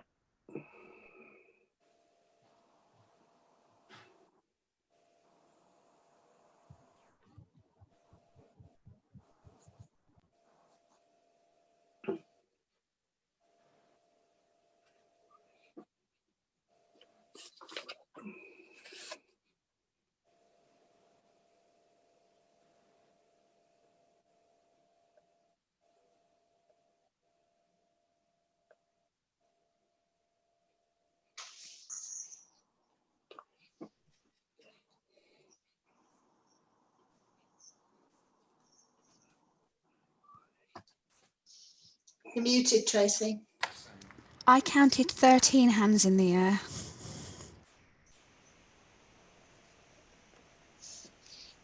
Against?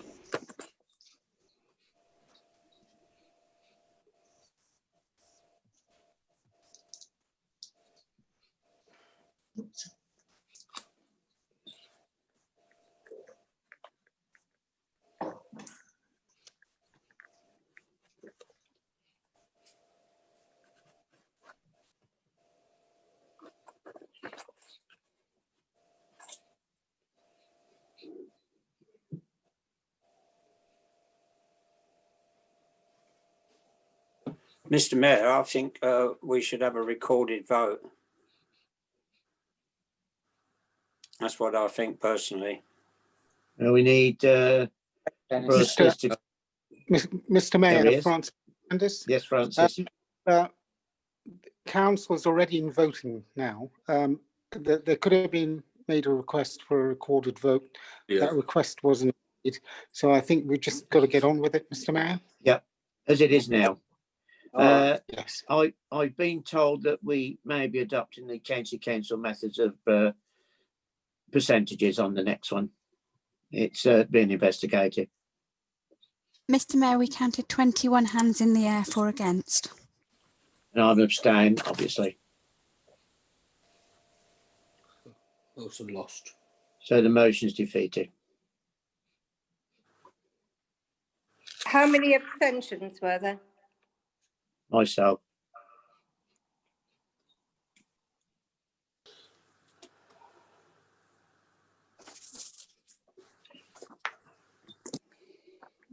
Mr. Mayor, I think in future, I think we ought to automatically have a recorded vote, because this I can't see all these screens in one go.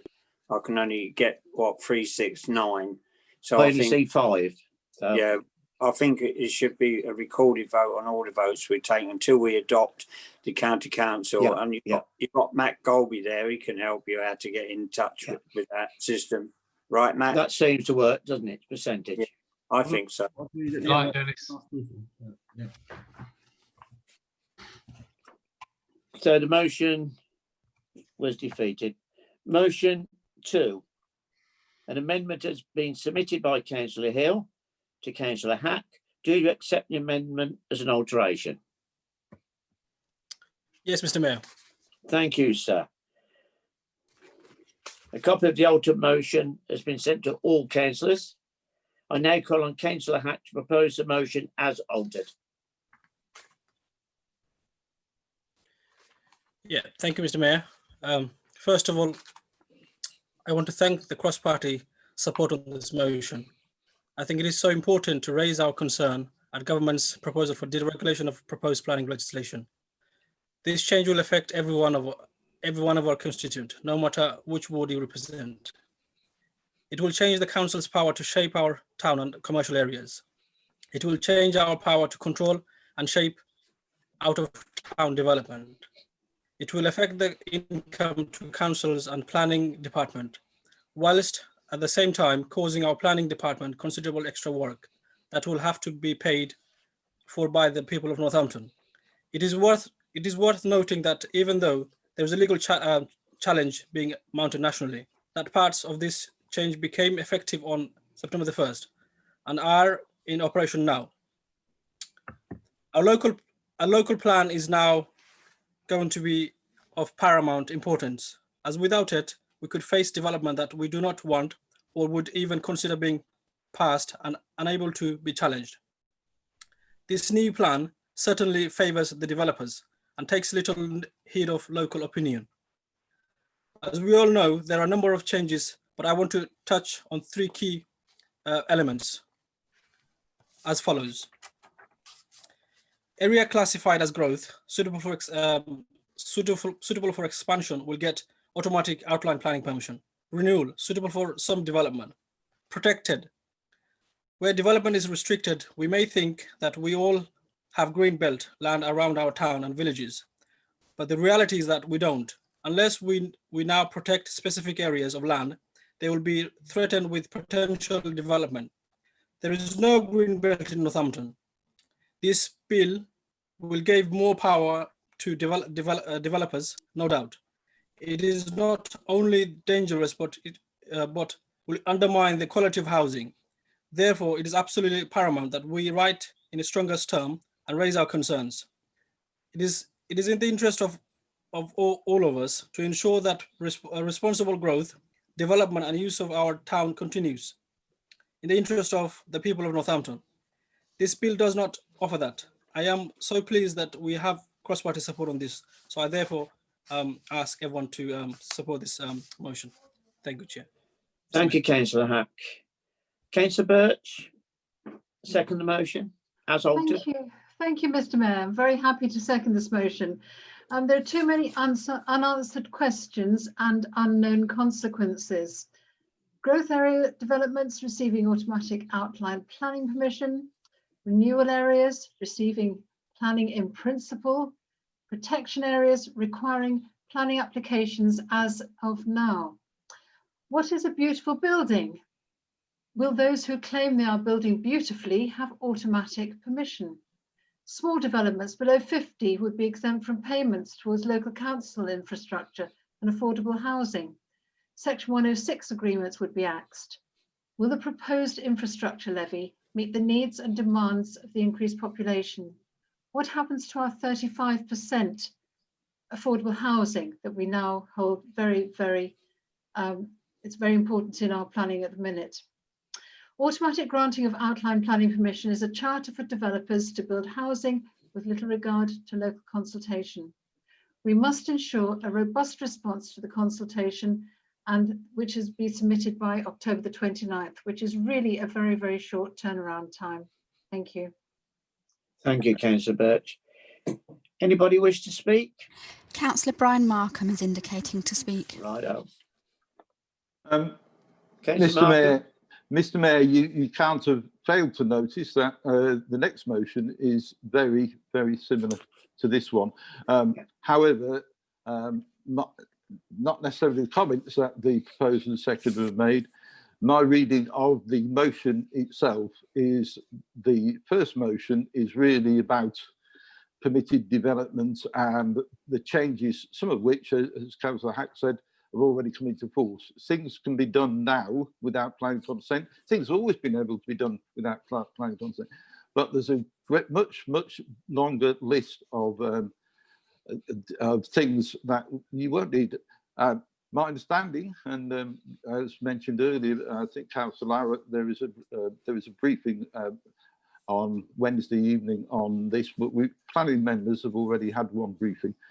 To my mind, I hope that all councillors will support both motions because I think they are slightly different, and in particular, there is concern about permitted development. We'll go on, and I hope that both motions, not only we write to the government, but of course, following the debate, what's said tonight on both motions becomes part of our official response to the consultation on the white paper.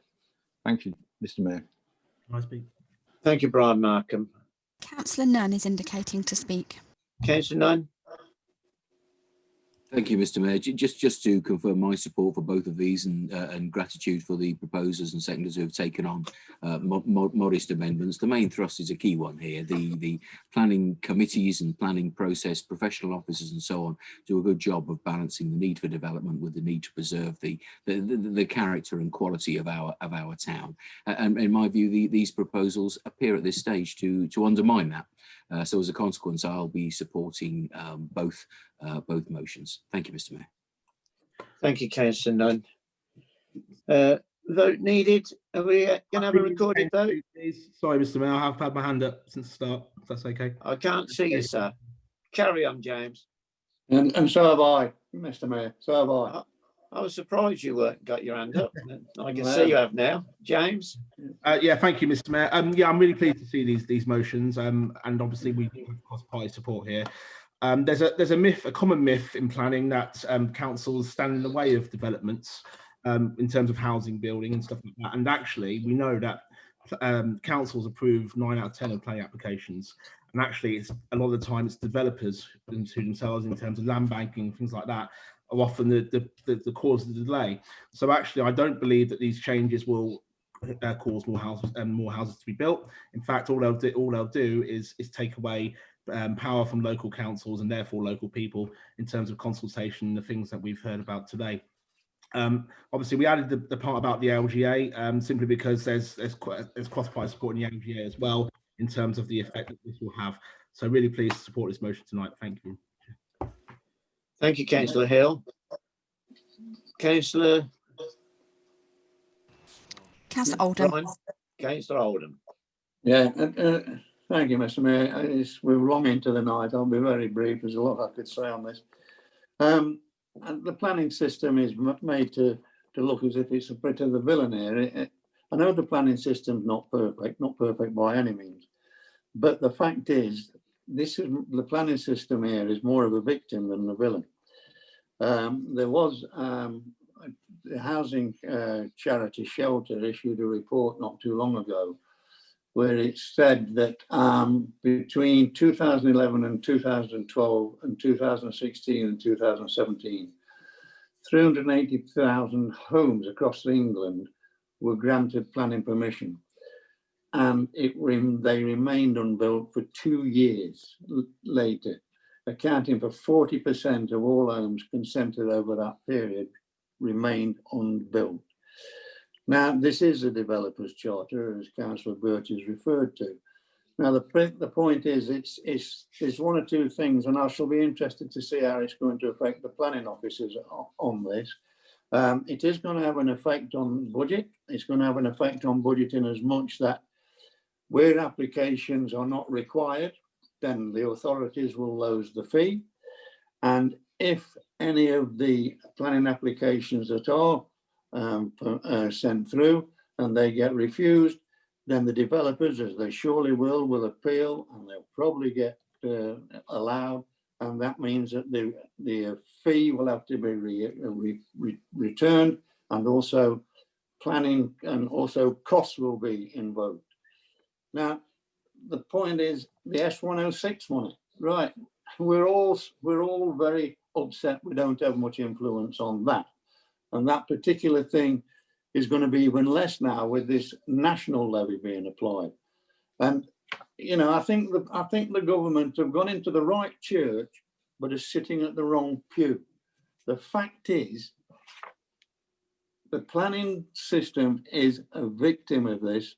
The villains are the developers. And believe you me, whatever we think of the planning situation at the minute, it's going to be nothing like this when the developers get hold of it. So I will vote for these motions. I'm glad they're there, and I shall be interesting to see at the planning training night on Wednesday to see how it affects the planning officers as well, because they're going to be under pressure. So I shall be supporting this, Mr. Mayor. Thank you very much. Thank you. Councillor Hack, right to reply. Yeah, I couldn't agree with more, Councillor Oldham. I mean, I agree with all the colleagues who has made some contribution. Yes, can we move on to the vote, please? Yeah. Yes, vote needed. Are we going to have a recorded vote? No, agreed. Agreed. I think there's cross agreement. I should abstain, of course. Agreed. Yeah. Agreed. Yeah.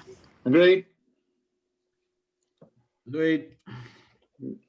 That's agreed then. Councillor Hill was itching to say something else, but we move on. It was just regarding the members' training on Wednesday regarding this. There's a white paper training session on Wednesday, and it'd be great to see as many members there as possible, because obviously this subject is what's been discussed. It's Zoom, obviously. What time? I believe it's 5 o'clock. Has it been sent out to all members? It has indeed. Thank you. Yeah, until 7 on Wednesday. Right, brilliant. Motion 3. An amendment has been submitted by Councillor Hill. Councillor Brian Markham, do you accept the amendment as an alteration? Yes, Mr. Mayor, I accept that and welcome all party support for this proposal. As I said before, there is a slight difference between the emphasis of this And you'll notice at the end, the motion said write to the government about it. When I suggested we write to, or the chief executive write to our local MPs and so on about it, and the minister, at that time, I wasn't aware that in fact there was still time for the council to respond officially as a planning authority to the proposals in the white paper. So that is the most important thing we do, and I'm pretty clear from what I've heard tonight. You know, there are not a lot of people who seem to be in favour of this, and as Councillor Hill said, there's so much evidence that actually, and Councillor Oldham, that the planning system is not the problem here. The problem here is that the housing development, in particular in this country, is controlled by 4 or 5 very large companies which owned lots of land, which they over the years have got permission for, and that most of those seem, by coincidence, start with the name B, such as Bryant and so the 5 or 6 large companies around the whole of England and Wales control most of the development. There is no incentive for them to build houses quicker than they can sell them. The planning system. Councillor, are you proposing the motion? Oh, sorry. Yes. I hope I am. Yes. So, hang on. You accept the alteration? I did. A copy of the altered motion has been sent to councillors. Yes. I now call on Brian motion. You've proposed, haven't you? Yeah, I did accept the amendment. Thank you, Mr. Mayor. So we all agree. I won't say exactly what. Go all through the arguments because some of those have been made already on the previous motion. What I will say is the planning system doesn't work perfectly. As a member of the planning committee, often there are other councillors even say to you, well, how could you support that? In fact, it's not a matter of supporting or liking something. It is a matter, does it comply with planning regulations? I always go back to a planning summer school I attended at least 15 years ago, where the person giving the lecture said, the planning system in this country is on the preposition that if you own some land, if you own a property, then unless there is any reason not to, you have permission to develop it. And in fact, that's the situation still. The planning system is not a problem, but there seems to be an ideological situation in the current government, and I don't say a party, but the current government decided that any restrictions are red tape, any restrictions, that they want to get rid of almost anything and start from scratch, as was demonstrated by a recent change on planning law, where it was permissible for a commercial premises on an industrial estate to be converted into flats with no facilities, below standard, and so on, no bus routes, no children's play areas. You then saw in parts of the country people with young families being shipped out to totally inappropriate accommodation. This is more likely to happen where there is an intended or unintended consequence of these proposals. And I hope that all councillors will listen on Wednesday night, but also support these 2 motions. Thank you very much, Mr. Mayor. Thank you, Brian Markham. You were very emotive about this. I'll call on Councillor Bearsworth to second the motion as altered. Thank you very much, Mr. Mayor. I will be brief because I'm sure we've got cross-party support on this, but if we let the developers have their way, they will be creating the slums of tomorrow. I cannot understand the government allowing this to happen. If you have a property and you don't get it back into use by a certain time, your council tax goes up, doubles. by a certain time. But people can land bank with no problem at all. And they can land bank for years until they want to build their houses. Yeah. Now, years ago, when I was a young girl, there was a singer called Pete Seeger, and he used to sing a song about little boxes built of ticky-tacky, and they all look just the same. And that's what I see when I drive through estates now. We have villages, we have towns, we have different buildings, and we'll end up with a homogenized view of all these 5 developers. And I really, really hope that Dominic Cummings listens to the people over this and actually changes his mind, if that's humanly possible, and doesn't allow this to go forward, because I think the rebound of this will be huge, because people will be up in arms about it, and rightly so. I beg to move. Thank you. Any more speakers? Nobody's indicating, Mr. Mayor. Thank you, Tracy. I'll call on Brian Markham, right to reply. Move to vote. Thank you, Move to Mr. Mayor. I'll just move to the vote, Mr. Mayor. Yeah. Yes. Move to vote. Agreed. Agreed. All agreed? Agreed. Yeah. I abstain, obviously. Agreed. Thank you. Thank you. Councillor Hill, motion 4. Councillor Hill to propose a motion. He's been waiting very patiently. Thank you, Mr. Councillor Mayor. Hill. Thank you.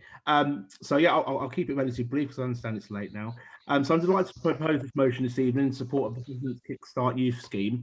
As you all know, COVID-19 lockdown has had a devastating effect on the economy and employment. We know from figures that those aged between 16 to 24 have been most affected by this in terms of jobs and new opportunities.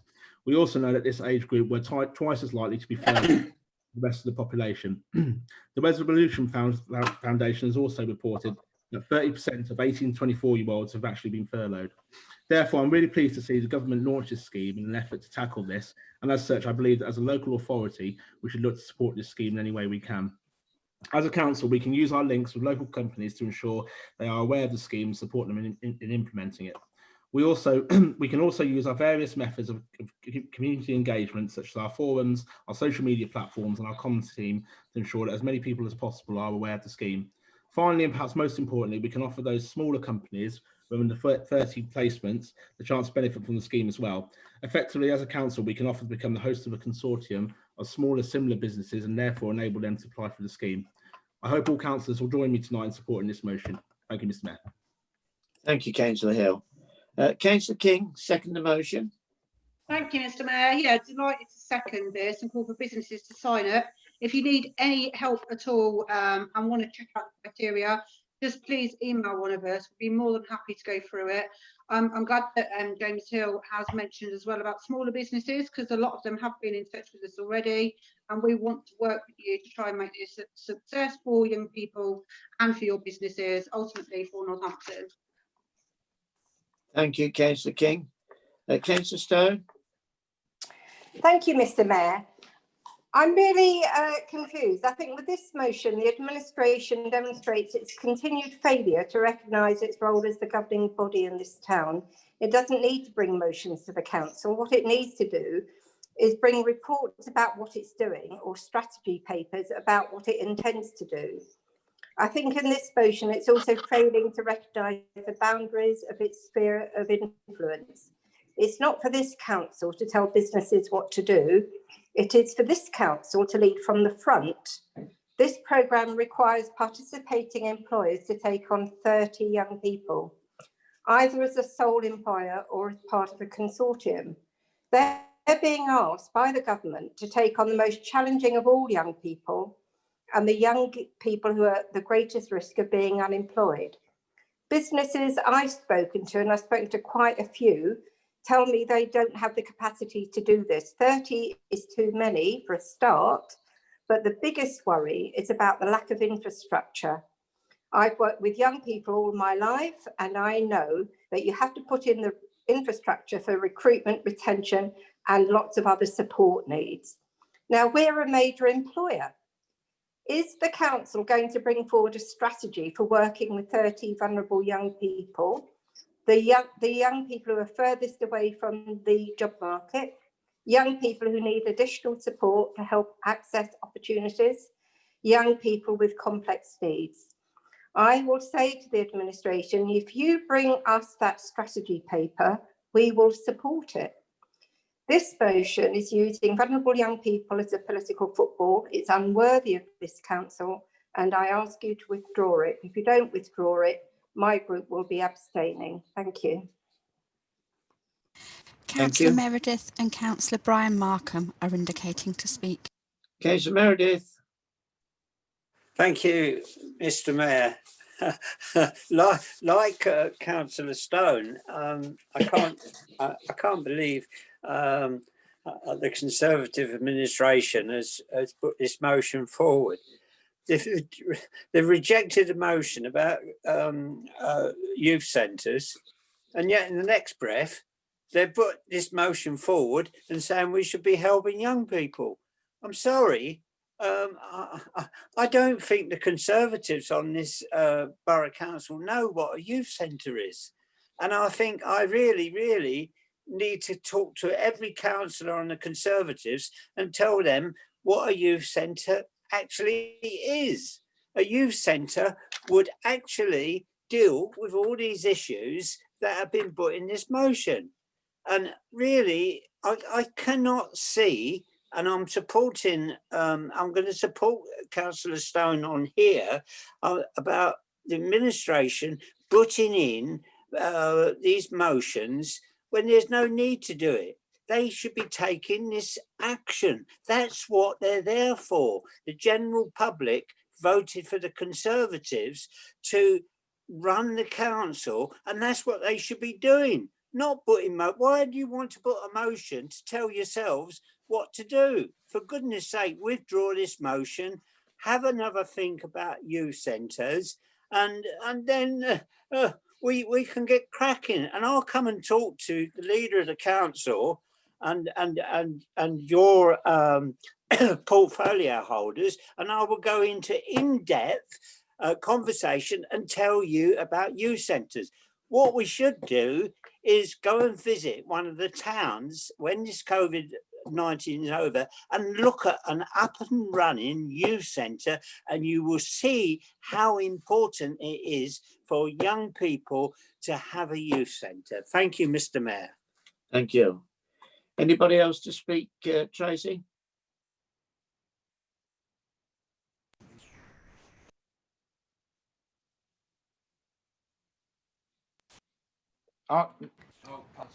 Councillor Brian Markham. Brian Markham. Yeah, thank you, Mr. Mayor. I'm sorry, I'm not quite sure where Dennis is coming from on this. I share some of Councillor Stone's concerns about this scheme. However, having said that in the last motion that this government's driven by certain ideologies, I think at least one minister has actually tried to come up with a solution on this. I was looking at the scheme over the weekend of that, because I was told a few weeks ago by a business he tried to register for this scheme and looking to take somebody on board. I was looking and just check, and at that time he couldn't register. They said, oh, we're not ready, but now they are ready and it is available.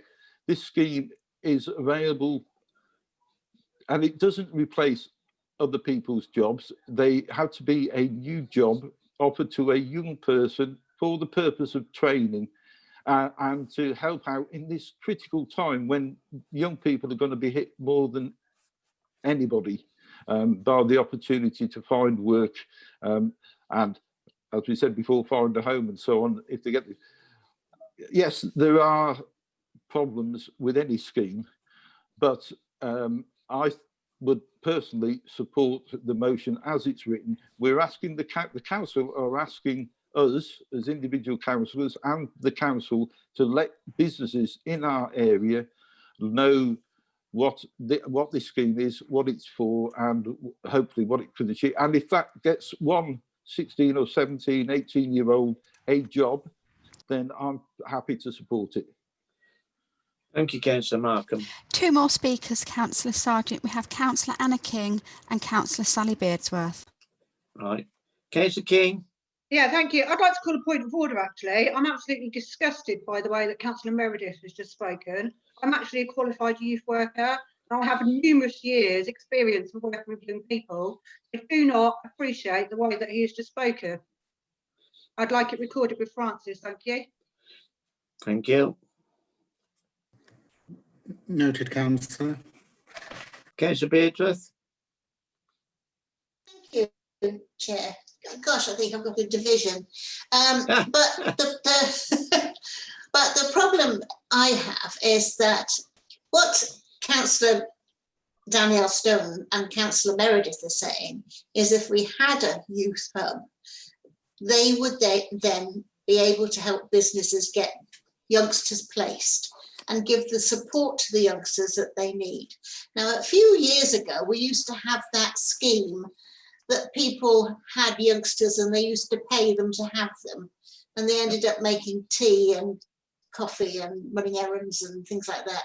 And they got very little. And there was a programme on Radio 4 this week about people were placed with organisations.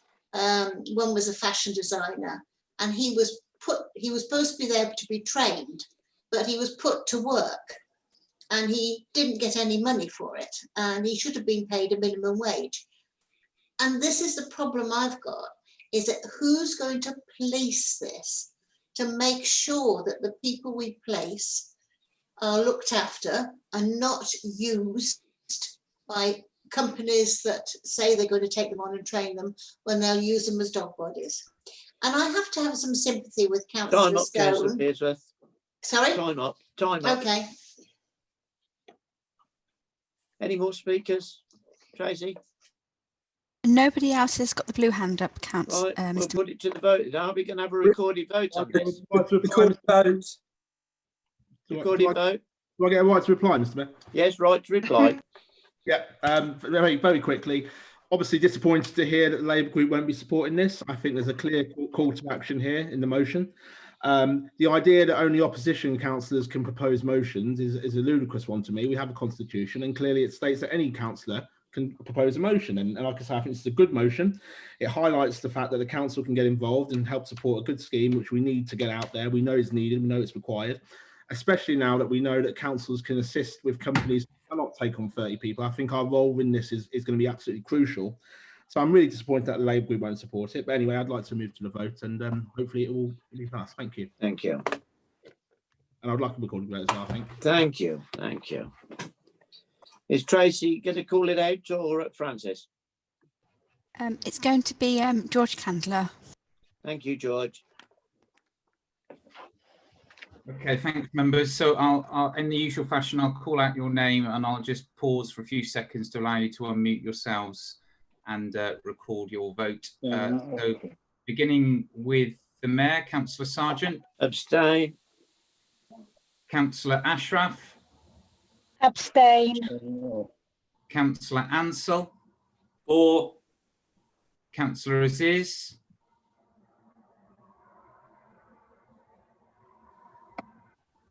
Councillor Beardsworth.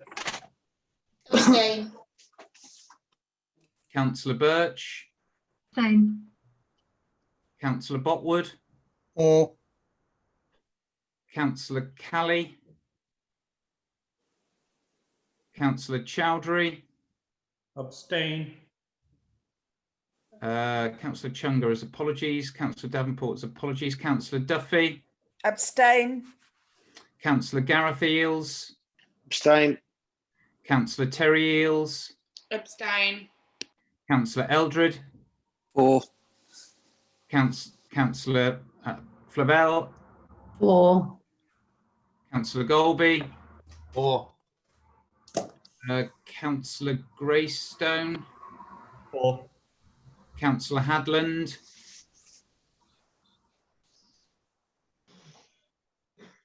Councillor Hallam. For. Councillor Hack. Abstain. Councillor Hibbert sent apologies. Councillor Hill. For. Councillor Joyce. Abstain. Councillor Kilbride. For. Councillor King. For. Councillor Lane. For. Councillor Larratt. For. Councillor Malpass. For. Councillor Brian Markham. For. Councillor Mary Markham. For. Councillor Marriott. Abstain. Councillor McCutcheon. Against. Councillor Meredith.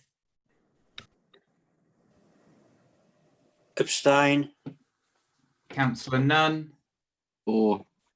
Councillor Oldham. For. Councillor Parekh.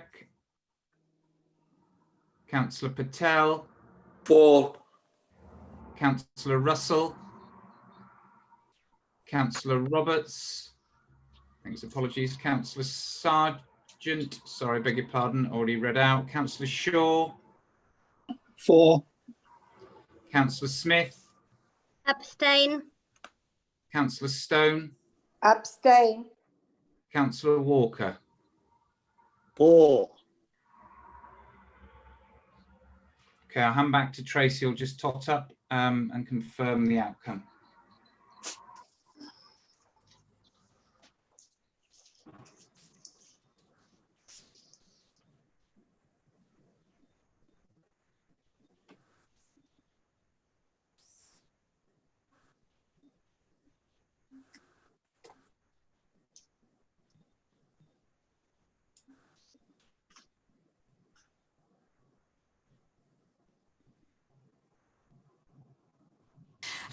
We have 24, 1 against, and 14 abstained.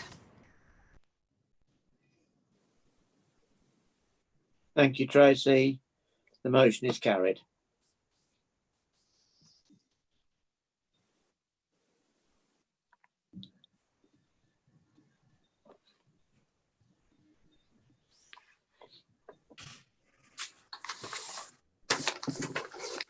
Item 13, no matters of urgency, and therefore the meeting is now closed. Well done, Mr. Mayor.